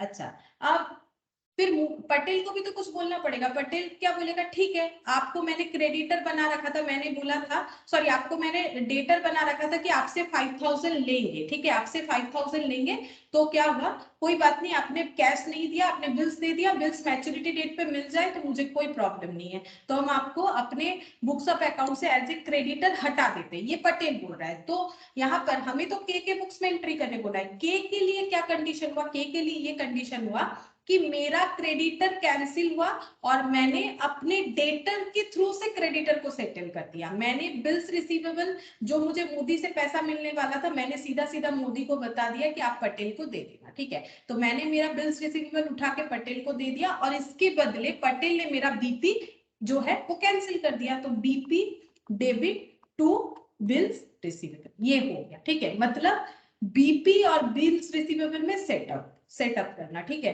तो हम लोगों ने अपने क्रेडिटर और डेटर में सेटलमेंट करवा दिया। अब हुआ क्या, अब ये पेमेंट लेना देना इन दोनों में होगा, जब मैच्योरिटी डेट आएगा तो मोदी को पेमेंट करना पड़ेगा पटेल को 5000 रुपीज, अगर ये एग्जीक्यूट हो जाता है फिर कतराक का हो गया, उसका कोई प्रॉब्लम नहीं, लेकिन अगर डिसऑनर होगा तो फिर से इसके दिमाग में टेंशन होगा, डिसऑनर होगा तो फिर उसको डेटर को डेटर, क्रेडिटर को क्रेडिटर बनाना पड़ेगा, और यहाँ पर बोला नहीं है तो हम इतना नहीं बोल रहे, ठीक है, जहां पर बोलेगा वहां पर बताएंगे। तो ये हो गया कि कतराक ने जो एक्सेप्टेंस लिया था, मतलब जो बीपी लिया था 5000 उसको डिस्चार्ज कर दिया, मतलब बीपी डेबिट हो गया। कैसे किया, मोदी का जो एक्सेप्टेंस था उनके लिए, मतलब मोदी के ऊपर उन्होंने जो बिल ड्रॉ किया था उसके थ्रू से, और वो दोनों सेम अमाउंट था, तो बीपी टू बीआर, ठीक है, बीपी टू बीआर 5000, बस एक ही एंट्री होगा इसमें, लेकिन काफी सारा चीज बताया हुआ है, ठीक है, मतलब लाइन तो दो है बट समझना पड़ेगा। तो BP to BR, BP to BR तुम लोग पूरा लिखोगे, bills payable account debit to BR, ठीक है, 5000 5000। नेक्स्ट देखो क्वेश्चन नंबर 5, इलस्ट्रेशन 5, यहाँ पर क्या बोला है, on 1st of Jan 2020 Vilas draw a bill of exchange for 10,000 due for payment after 3 months on Eknath. Vilas ने एकनाथ पे बिल ड्रॉ किया है, तो विलास के पास है बिल्स रिसीवेबल और एकनाथ के पास है बिल्स पेएबल। अब ऐसा कब होता है, ऑब्वियसली इन्होंने, एकनाथ ने इनसे कुछ खरीदा होगा और कितने का अमाउंट है 10,000, इनको 10,000 मिलेगा, इनको 10,000 पेमेंट करना पड़ेगा, कब करना पड़ेगा, जिस दिन परचेज हुआ है 1st Jan, उसके 3 मंथ्स बाद, ऐसा ही इनमें बात हुआ है। Eknath accept to this bills of exchange, accept का मतलब वो एक्सेप्ट जहां पर लिखा होता है वहां सिग्नेचर करके इनको रिटर्न कर देना पड़ेगा, एक्सेप्ट कर दिया। 4 मार्च को 2020 को एकनाथ ने रिटायर कर दिया bill of the exchange at a discount of 12%। अब देखो 4 मार्च में मैच्योरिटी डेट नहीं आ रहा है, क्यों, 1st Jan से लेके 1st of Feb 1 month, 1st of Feb से लेके 1st of March 2 months, 1st of March से लेके 1st of April होता है 3 मंथ्स, 3 मंथ्स बाद अगर पैसा देना था तो 1st April को देना था, लेकिन ग्रेस डेज ऐड होता है जैसे कि हम लोगों ने पहले देखा, तो ये 4th April का होता है मैच्योरिटी डेट, ठीक है, लेकिन इन्होंने क्या किया, इन्होंने 4th मार्च में ही आके लगभग मतलब पूरा 1 मंथ पहले पेमेंट कर दिया। अगर 1 मंथ पहले पेमेंट कर रहा है तो इनको कुछ छूट भी तो देना चाहिए, कुछ रिबेट भी तो देना चाहिए, नहीं तो ये ऐसा स्टेप्स क्यों लेंगे। और देखो जो बिजनेसमैन है, इनको जितना पहले मिल जाए उनके लिए उतना अच्छा होता है, ठीक है। तो इनको ये क्या करेंगे, ये इनको मोटिवेट रखने के लिए बोलेंगे आपने पहले पेमेंट कर दिया, जो बोला था उससे 1 मंथ पहले, तो आपको हम लोग रिबेट देंगे, ठीक है। हमें बोला है जर्नल एंट्री करना है, लेकिन इस बार बोला इन द बुक्स ऑफ एकनाथ, ठीक है, मतलब जिनका बीपी है उनके बुक्स में एंट्री करने बोला है, ठीक है। देखो कैसे एंट्री होगा।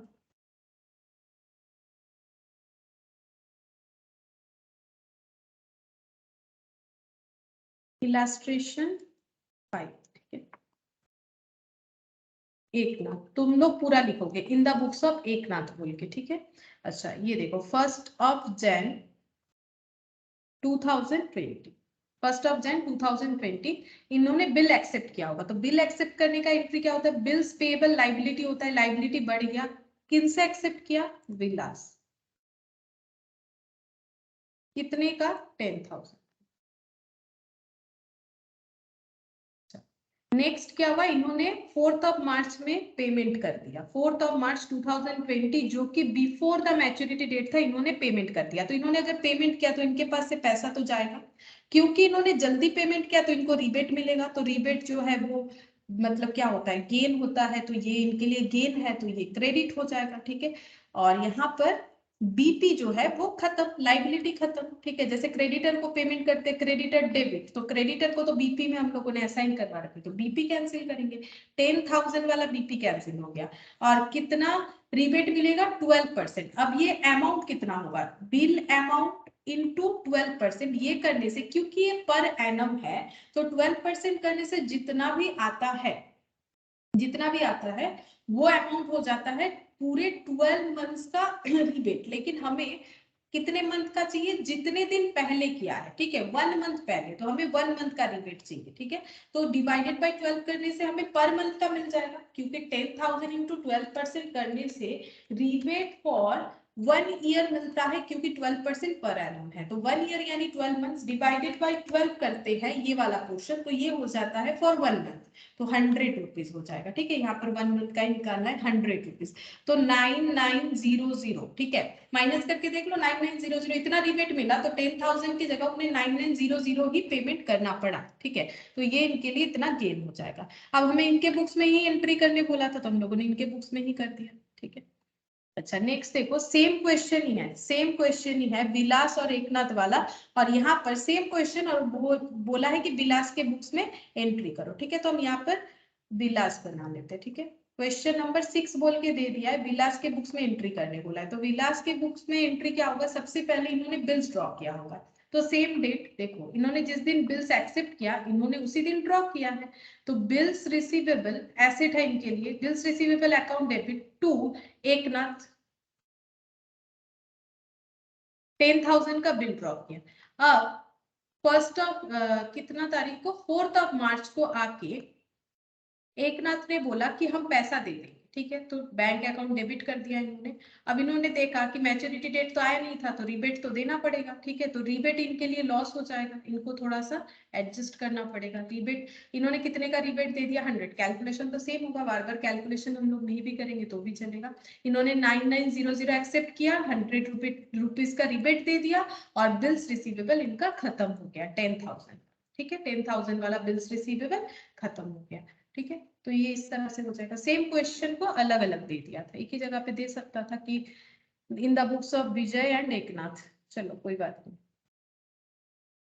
अच्छा अब देखो यहाँ पर इलास्ट्रेशन 7 है, क्या बोला है, mister David draws 2 bill of exchange on 1/1/2020, 6,000 10,000। Mister David ने 2 बिल ड्रॉ किया है एक ही डेट पे, एक है 6,000 रुपीज का, एक है 10,000 रुपीज का। The bills of exchange for 6,000 is for 2 months, ये 2 मंथ्स का बिल है, while the bills of exchange for 10,000 is for 3 months, ये 3 months का है। These bills are accepted by Mr. Thomas, और ये किस पे ड्रॉ हुआ है, मिस्टर थॉमस पे।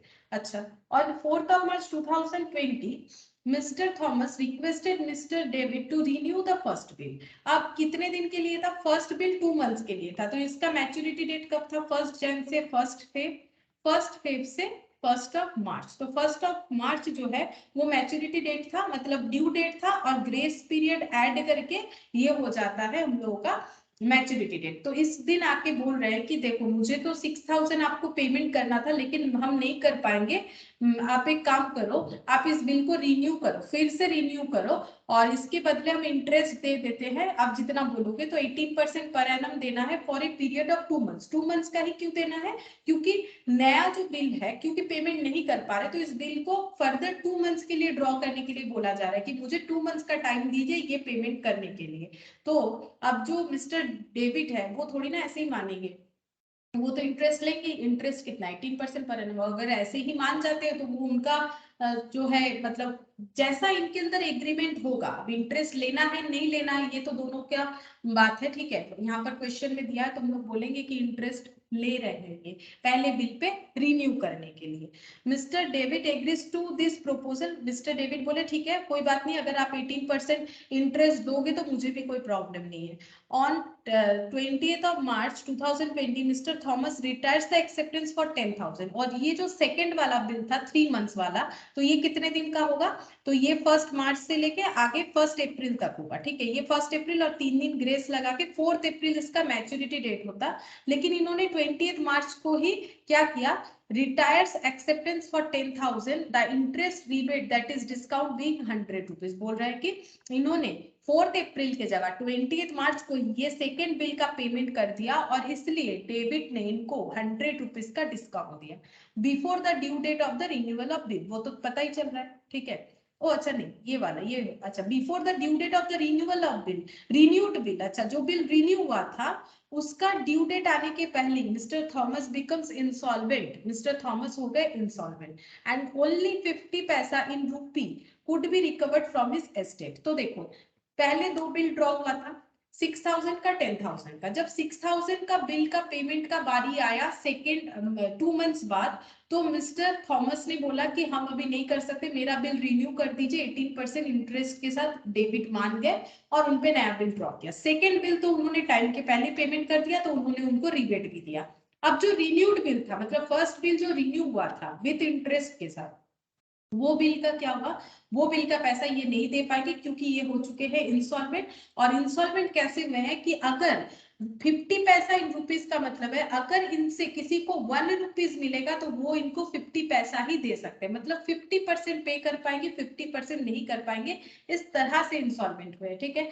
तो यहाँ पर मतलब could be recovered from his estate, मतलब उनका इंसॉल्वेंट होने से मार्केट में अगर लाइबिलिटी है तो एसेट वगैरह बिक जाता है, बेच के एसेट वगैरह सेल करके रिकवर्ड अमाउंट जो है, जो जिनका जो भी क्रेडिटर है बैंक में हो या फिर नॉर्मल सप्लायर हो उनको पेमेंट किया जाता है। You are required to give journal entries in the books of mister David. Mister David के बुक्स में हमें एंट्री करने के लिए बोला है। डेविड यानी जो ड्रॉयर है उनके बुक्स में एंट्री करने के लिए बोला है, ठीक है।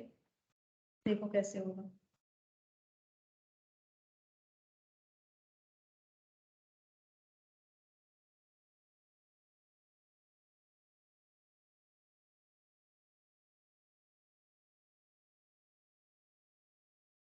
मिस्टर डेविड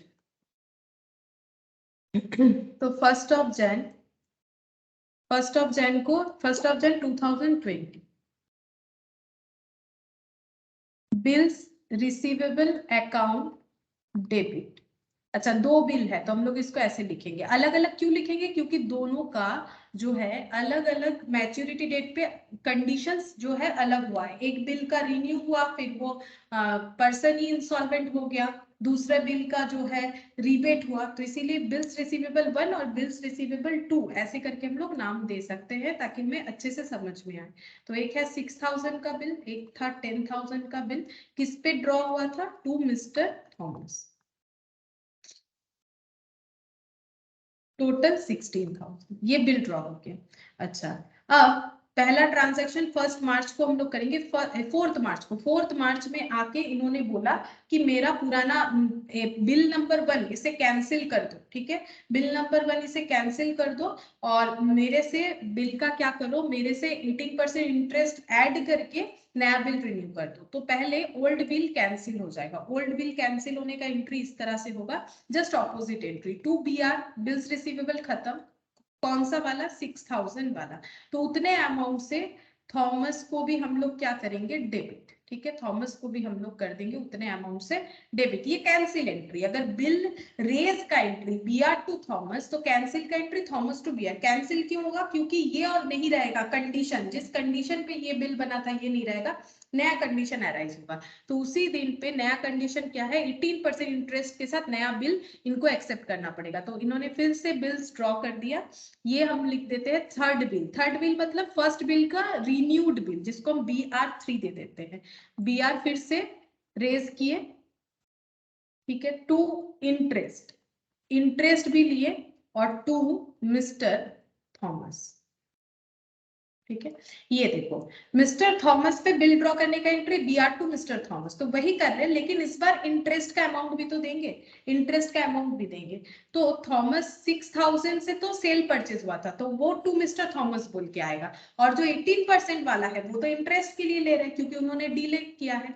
तो 6000 इंटू 18% पर एनम है, तो ये पूरे साल भर का होगा, डिवाइडेड बाई 12 करेंगे तो एक एक मंथ का होगा। अब कितने दिन के लिए हमें इन पे इंटरेस्ट चार्ज करना चाहिए, जितना वो डीले करवा रहे हैं, ठीक है। तो इन्होंने रिन्यू करवाया 2 मंथ्स के लिए, यानी एक्स्ट्रा 2 मंथ्स ले लिया, तो 2 मंथ्स पे 2 मंथ के लिए हम लोगों का इन पे इंटरेस्ट चार्ज होगा। तो 6 months into 18% into 2 divided by 12, यानी 180 रुपीज का इंटरेस्ट चार्ज करेंगे। तो टोटल बिल, क्योंकि यहाँ पर इंटरेस्ट का पैसा पे नहीं करने बोला है, जैसे फर्स्ट क्वेश्चन किया था, जैसे जहां बोलेगा जर्नल एंट्री है ना, यहाँ पर बोला है कि बिल को रिन्यू करो along with 18% per annum interest. ठीक है, तो रिन्यू अमाउंट कितना हो जाएगा, 6180, सॉरी 6180, 6000 है तो 6180 का बिल बन गया, जिसमें से मिस्टर थॉमस से सेल परचेज वाला रिलेशन 6000 वाला तो है ही, और ये वाला इंटरेस्ट इसीलिए ले रहे हैं क्योंकि ये कैंसिल हुआ है, ये रिन्यू हुआ है नया वाला बिल, ठीक है, और इस कंडीशन में हुआ है।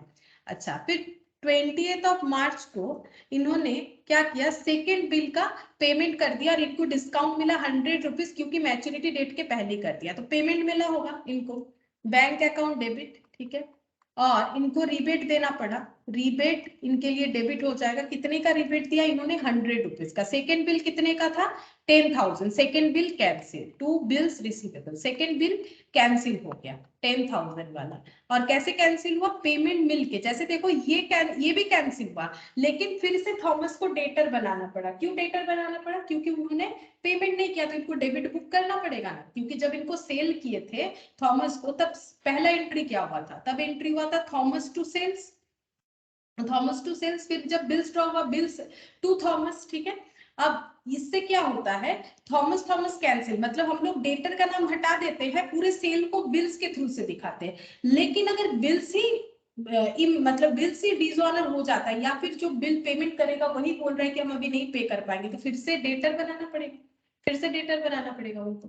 तो ये कैंसिलेशन के लिए और ये पैसा रिसीव होने के लिए, लेकिन थोड़ा सा कम मिला है 9900, क्योंकि उनको रिबेट मिल गया, ठीक है। उसके बाद सेकेंड बार जो पहला बिल रिन्यू हुआ था, उस बिल का जो मैच्योरिटी डेट था, उसके पहले ही यहाँ पर देखो क्या बोल रहा है, before the due date of the renewed bill mister Thomas become insolvent. अच्छा,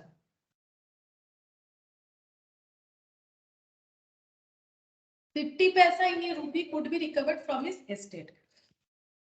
तो ये कब मैच्योर होता, ठीक है, देखो ये कब मैच्योर होता, वैसे ये 1 जैन को ड्रॉ हुआ था ये वाला बिल, ठीक है, और ये कितने दिन के लिए ड्रॉ हुआ था, 2 मंथ्स के लिए। तो 1 Jan to 1 Feb, 1 Feb to 1 March, ठीक है। यहाँ पर आके मतलब 3 दिन ग्रेस ऐड करते हैं, 3 डेज। 4 मार्च को इन्होंने बोला कि हम पेमेंट नहीं कर सकते, रिन्यू करो। रिन्यू बिल का अमाउंट हो गया 6180, ठीक है, 6180। और इस डेट से लेके अगर 2 मंथ्स हम लोग जाए तो इसका पेमेंट कब होना चाहिए, 4 मार्च से 4 अप्रैल, ठीक है, 4 अप्रैल से 4 मई होना चाहिए। और इसमें 3 दिन ग्रेस लगाएंगे तो 7 मई होना चाहिए, क्योंकि इन्होंने इस डेट पे आके बोला था, तो इस डेट से काउंट होगा, date to date, March to April, April to May, 2 months का, यानी इनको 7 मई को इनको पेमेंट करना चाहिए था। बट इन्होंने क्या किया, इन्होंने बोला कि हम तो इंस्टॉलमेंट हो गए, पे नहीं कर सकते, मेरा एस्टेट देखो बेच के आपको 50% मिल सकता है, ठीक है। तो हम लोग यहाँ पर एंट्री डेट कौन सा होगा, इसीलिए मैंने काउंट करके दिखाया। 7 मई को हम लोग लिखेंगे, 7 मई 2020, ठीक है। अब क्या होगा, यहाँ पर मिस्टर थॉमस का जो बिल्स था वो कैंसिल कर देंगे, ये वाला, ये 6180 वाला। क्यों? क्योंकि ये एज इट इज एग्जीक्यूट नहीं होगा, ठीक है, इसका पेमेंट हमें नहीं मिलेगा। तो यहाँ पर ऐसे होगा, ये देखो, बिल्स रिसीवेबल खत्म हो जाएगा, तो टू बिल्स रिसीवेबल कौन सा वाला, थर्ड बिल, जो 6180 का रेज किया था हम लोगों ने, पैसा मिलने की वजह से नहीं, क्योंकि मिस्टर थॉमस जो है वो इंसॉल्वेंट हो गए हैं, तो इसीलिए बिल का पैसा अगर हमें पूरा नहीं मिलेगा तो हम लोग उसे कैंसिल करके दिखाएंगे। जैसे ये देखो, बिल कैंसिलेशन एंट्री जो होता है, अगेन बिल कैंसिलेशन एंट्री, तो मिस्टर थॉमस अकाउंट डेबिट 6180, मतलब फिर से वही हो गया कि हम लोगों ने मिस्टर थॉमस को डेटर बना लिया 6180 के लिए, बट इनके पास तो है ही नहीं इतना पैसा कि ये पे कर दे, ये 50% दे सकते हैं, तो बैंक अकाउंट डेबिट 50%, तो 6180 का 50% हो जाता है 3090, ये 3090 दे देंगे, ठीक है।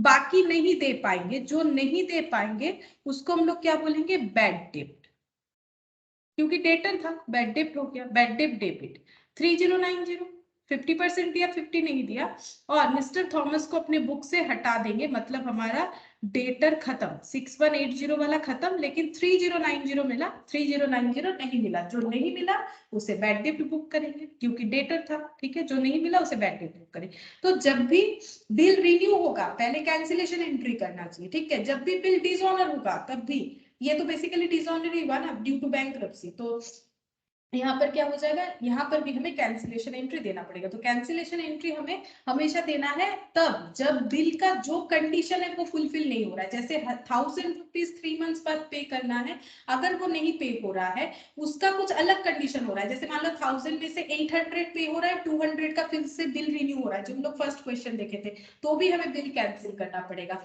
तो बिल एज इट इज अगर नहीं एग्जीक्यूट होता है तो पहले उस बिल का कैंसिलेशन करना पड़ेगा, ठीक है। तो ये बिल कैंसिल किया, फिर जितना रिसीव होना हुआ, जो नहीं हुआ उसे हम लोग बैड डेट दिखा देंगे। तो ये हो गया इंसॉल्वेंसी का part.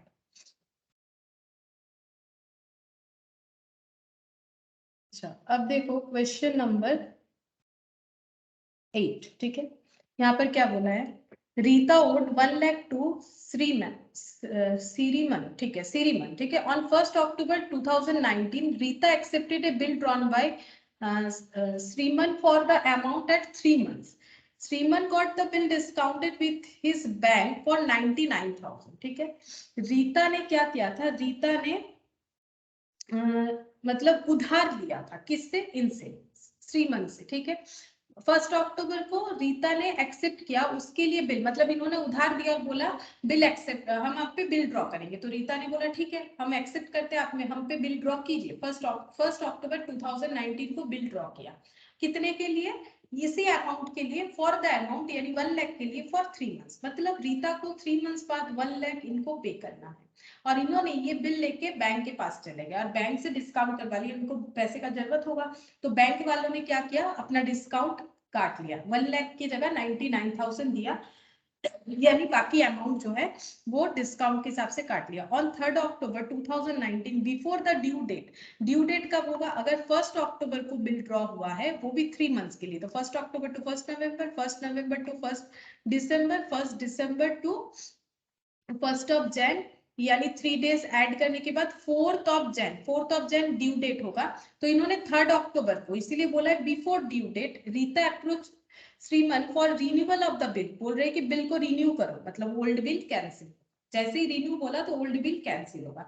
Shriman agreed on the condition that 50,000 be paid immediately together with interest on the remaining amount at 12% per annum for 3 months, and for the balance Rita should accept a new bill at 3 months।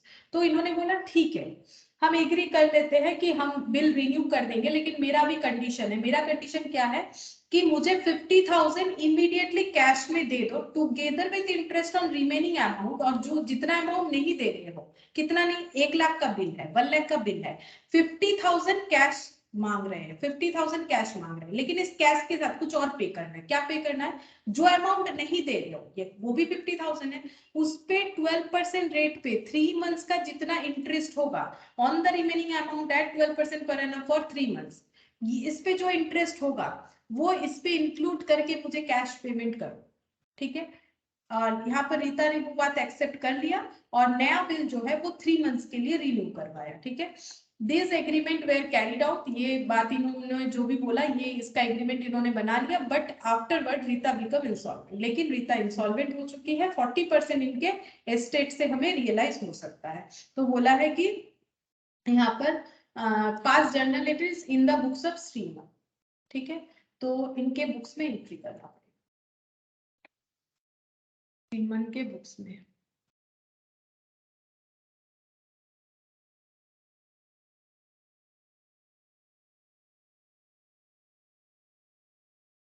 तो इन्होंने bills draw किया था रीता के ऊपर, तो इनके पास था bills receivable. Bills receivable अब इस क्वेश्चन में ना डेट हैंड है 1 अक्टूबर, अच्छा 1 October 2019। Bills receivable account debit to Rita, ठीक है, रीता के ऊपर इन्होंने बिल्स ड्रॉ किया, वो भी 1 लाख का। अच्छा, फिर वो बिल लेके इमीडिएटली वो चले गए बैंक के पास, got the bill discounted with bank for 99,000, नहीं इमीडिएटली नहीं, 3 अक्टूबर 2019 में गए। अच्छा, 3 अक्टूबर 2019 मतलब आफ्टर 2 डेज। तो बैंक से उन्होंने पैसा ले लिया, बैंक अकाउंट डेबिट, बैंक ने कितना दिया 99,000, तो बाकी क्या किया बैंक ने, डिस्काउंट करवा लिया, क्योंकि बैंक अपना चार्जेस काटता है, ठीक है। तो बैंक ने अपना बिल डिस्काउंटिंग चार्जेस काट लिया, 1,000 होता है, और ये बिल्स रिसीवेबल बैंक ने ले लिया, तो इनके पास से बिल्स रिसीवेबल चला गया, तो बिल्स रिसीवेबल डेबिट था, चला गया तो क्रेडिट हो गया, ठीक है। अच्छा, अब रीता आई और उन्होंने बोला कि मेरा बिल रिन्यू कर दो, हम अभी पेमेंट नहीं कर सकते हैं। तो इन्होंने बोला ठीक है हम एग्री करते हैं, लेकिन मेरा कुछ कंडीशंस है। तो जैसे ही रिन्यूअल का बात आया, हमें वैसे ही बिल को क्या करना पड़ेगा, कैंसिल, ओल्ड बिल को। तो बी आर टू रीता था, रीता टू हम लोग क्या करेंगे, रीता टू बी आर। अच्छा, सबसे पहले देखो अब प्रॉब्लम क्या हुआ, यहाँ पर एक दूसरा कंडीशन भी आ रहा है। अब जब बिल पेमेंट नहीं होगा तो रीता तो आके इनको बोल रही है ठीक बात है, लेकिन बिल तो बैंक के पास है, बिल्स रिसीवेबल बैंक के पास है, और बैंक ने इनको 99,000 दे दिया है। बैंक कभी नहीं मानेगा, बैंक बोलेगा जो लिखा हुआ है उसी डेट पे मुझे पैसा देना पड़ेगा, और देगा कौन, देगा कौन, बैंक रीता को चार्ज नहीं करेगा, बैंक इन्हीं को चार्ज करेगा। क्यों? क्योंकि आपने रखा था बिल मेरे पास और मेरे से पैसा लेके गए थे, तो हम तो आप ही को जानते हैं, आप ही को मुझे पैसा देना है। तो इनको सबसे पहले बैंक को पैसा देना पड़ेगा, नहीं तो बैंक इनको नहीं छोड़ेगा, ठीक है। बैंक बोलेगा आपका कस्टमर नहीं पे कर पा रहा है, इससे मुझे कोई मतलब नहीं है, मैंने आपको 1 लाख के बिल के बदले 99,000 दिया है, मेरा पेमेंट कर दो। तो ये पेमेंट करेंगे बैंक को, तो बैंक को पेमेंट करेंगे तो टू बैंक बोल के एंट्री हो जाएगा 1 लाख, बैंक को पेमेंट कर दिया, ठीक है। तो डेबिट किसको करेंगे, इन्होंने बैंक को तो पेमेंट कर दिया, लेकिन इनके पॉकेट से तो ऐसे ही पैसा चला गया, इनके पॉकेट से बेकार में पैसा चला गया, इनको पेमेंट इनका, इन्होंने तो सेल मतलब उधार दिया था रीता को, अब इसके बदले मतलब एक तो रीता को 1 लाख उधार देके बैठे, ऊपर से बैंक को भी 1 लाख दे दिया, तो ये क्या बोलेंगे, ये 1 लाख हम रीता से रिकवर करेंगे। तो यहाँ पर लिखेंगे रीता अकाउंट डेबिट, ठीक है, Rita account debit 1 lakh to bank, ठीक है। अभी ये सोच रहे हैं ठीक है बैंक वाला तो मुझे छोड़ेगा नहीं, मुझे बैंक वाले को तो पेमेंट करना ही है, लेकिन रिकवर रीता से करेंगे, ठीक है। अब रीता ने तो बता दिया अपना कंडीशन कि अभी नहीं कर सकते, रिन्यू कर दो। तो इन्होंने बोला ठीक है रिन्यू कर लेंगे, मुझे कोई प्रॉब्लम नहीं है, लेकिन मुझे 50,000 दे दो और इंटरेस्ट दे दो बचे हुए अमाउंट पे। तो पहले इंटरेस्ट ड्यू कर लेते हैं, ये देखो रीता से इंटरेस्ट लेंगे, तो Rita account debit to interest, तो इंटरेस्ट कितना होगा बचे हुए 50,000 पे, ठीक है, बचे हुए 50,000 पे कितना करके इंटरेस्ट रेट था 12% था। देखो बचे हुए 50,000 पे 12% था, 3 मंथ्स का रिन्यू करवाने के लिए बोला गया, तो 3/12, तो ये हो जाएगा 1500, ठीक है, ये हो गया 1500 इंटरेस्ट कलेक्ट करेंगे along with किसके साथ, जो 50,000 है ये वाला 50,000 पे करना पड़ेगा। तो पहले रीता से हम लोग 50,000 भी ले लेते हैं, तो bank account debit to Rita, Rita से हम लोगों ने ले लिया 50,000, और हम लोगों ने ये जो इंटरेस्ट ड्यू किया ये भी रिसीव करेंगे, क्योंकि यहाँ पर बोला है कि 50,000 भी paid immediately together with interest. अब एक काम कर सकते हैं, इसको हम लोग इंटरेस्ट के साथ भी लिख सकते हैं, ऐड करके इंटरेस्ट के साथ भी लिख सकते हैं।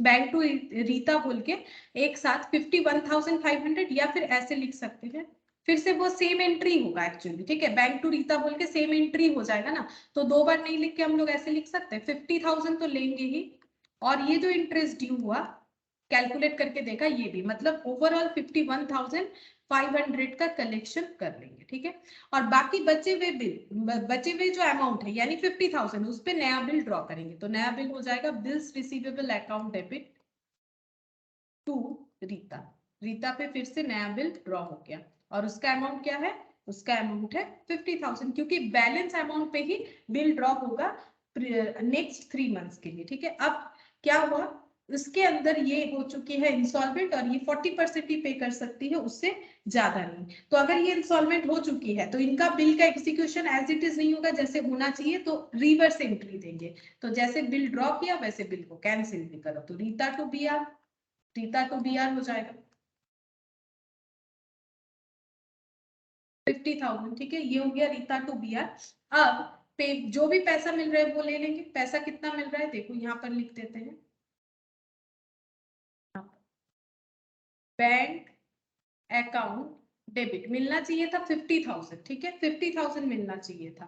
तो यहाँ पर टू रीता बोल के 50,000 मिलना चाहिए था। ये देखो जैसे हम लोगों ने बी आर टू रीता किया, मतलब उनका बिल्स रिसीवेबल जो है उनके नाम पे बना है। अब वो अगर बिल्स रिसीवेबल एग्जीक्यूट नहीं कर सकती है तो उनका बिल्स रिसीवेबल कैंसिल करो, उनको सिर्फ हम लोगों ने डेटर बना दिया। तो रीता को हम लोगों को 50,000 से कैंसिल करना है, ठीक है। रीता को हम लोग 50,000 से कैंसिल करेंगे, और उनसे पेमेंट कितना मिल रहा है 40,000। तो 40,000 50,000 का 40%, सॉरी 40,000 बोल रहे हैं, 40% कितना होगा 20,000 बैंक अकाउंट डेबिट, और जो नहीं मिला वो हो जाएगा bad debt debit. Bad debt debit हो गया 30,000। तो 30,000 नहीं मिला, 50,000 मिल गया, ठीक है। तो एक बार देखो बता देते हैं कैसे करके हुआ, एक बार स्टार्टिंग से बता देते हैं। सबसे पहले इन्होंने, ये जो रीता है इन्होंने उधार लिया होगा, उधार का एंट्री हमें करने नहीं बोला। वैसे लोन लेने का एंट्री क्या होता है, लोन लेने का एंट्री होता है loan to, sorry bank to loan होता है। तो रीता ने अगर उधार लिया है तो इन्होंने एंट्री किया होगा bank account debit to loan from, ऐसे किया होगा टू लोन फ्रॉम श्रीमन, ठीक है। लेकिन हमें तो इनके बुक्स में एंट्री करने बोला है, तो ये क्या एंट्री की होगी, इन्होंने लोन दिया, तो इन्होंने लोन दिया तो इन्होंने एंट्री ऐसे किया होगा लोन टू रीता, मतलब रीता को डेबिट किया है कि रीता से फ्यूचर में हमें 1 लाख, मुझे 1 लाख लेना पड़ेगा, ठीक है। टू क्या होगा, टू बैंक, है ना, इन्होंने पैसा दिया होगा, तो इन्होंने ये एंट्री किया होगा, ठीक है। हम लोग को जिसके बुक्स में बोला है वही हम दिखा रहे हैं। तो इनका फर्स्ट एंट्री जो कि हमें करने नहीं बोला है, तो वो ऐसा होगा, ठीक है, कि लोन लिया, लोन लेने के बाद बिल्स ड्रॉ हुआ, तो फिर क्या हो जाएगा B R to Rita, bills receivable debit होता है, रीता पे ड्रॉ हुआ, ठीक है। अब वो बिल लेके ये श्रीमन जो है ये चले गए बैंक पे, बैंक से बिल को डिस्काउंट करवा लिया। अब रीता जो है वो पेमेंट नहीं कर पा रही है, तो बैंक वाला इनको नहीं छोड़ेगा, बैंक वाला बोलेगा मुझे मेरा पेमेंट दे दो जो मुझे मिलना चाहिए था 1 लाख। लेकिन ये किससे रिकवर करेंगे, रीता से रिकवर करेंगे, ठीक है। अब इनके साथ रीता का नया एग्रीमेंट क्या हुआ कि हाफ ऑफ द बिल जो है पेमेंट कर दो 50,000, ठीक है, along with interest amount on the balance, ठीक है। बैलेंस जो बिल रह जा रहा है यानी ऑल्सो 50,000, उस पे 12% रेट ऑफ इंटरेस्ट पे जो भी इंटरेस्ट ड्यू होगा उसके साथ मुझे पेमेंट कर दो, और बाकी का हम नया बिल जो है वो ड्रॉ कर देंगे बाकी अमाउंट पे। तो बाकी अमाउंट पे बिल ड्रॉ हो गया, फिर इंस्टॉलमेंट हो गई तो फिर बिल कैंसिल हो गया, और इंस्टॉलमेंट होने के बाद जितना भी पेमेंट कर पाए, पेमेंट मिला उसका एंट्री कर दिए, जो नहीं मिला उसको बैड डेट दिखा दिया, और रीता जो एज अ डेटर हमारे बुक्स में थी वो कैंसिल हो जाएगा, ठीक है।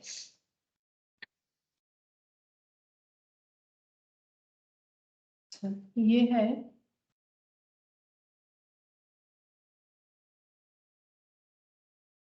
ये काफी बड़ा है ये वाला क्वेश्चन, ये अभी इसके बाद ये 9 10 11 12 ये वाला करते हैं। यहाँ से एक छोटा सा क्वेश्चन देख लेते हैं, फर्स्ट वाला, ठीक है।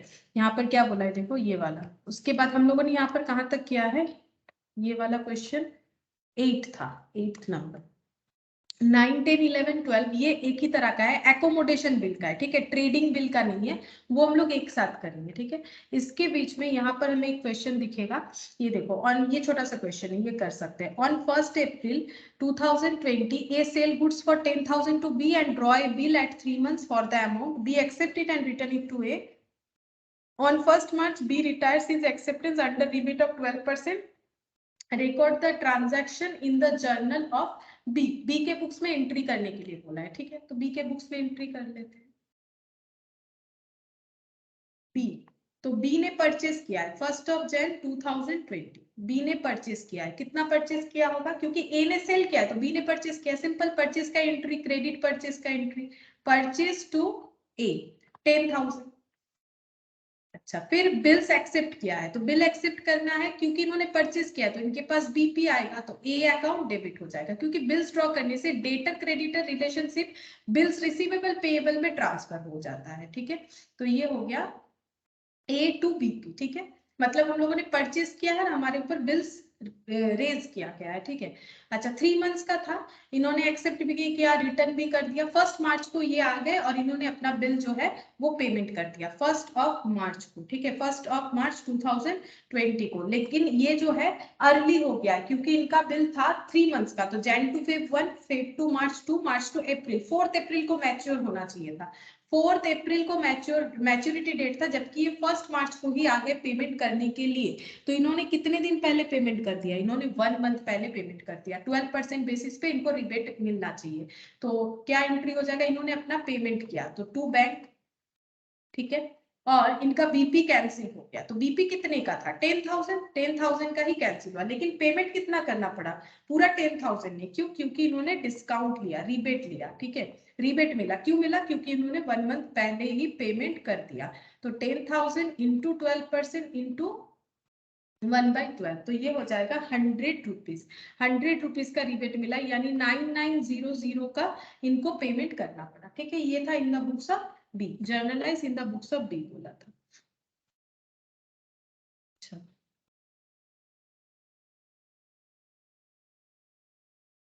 यहाँ पर एंडोर्समेंट है,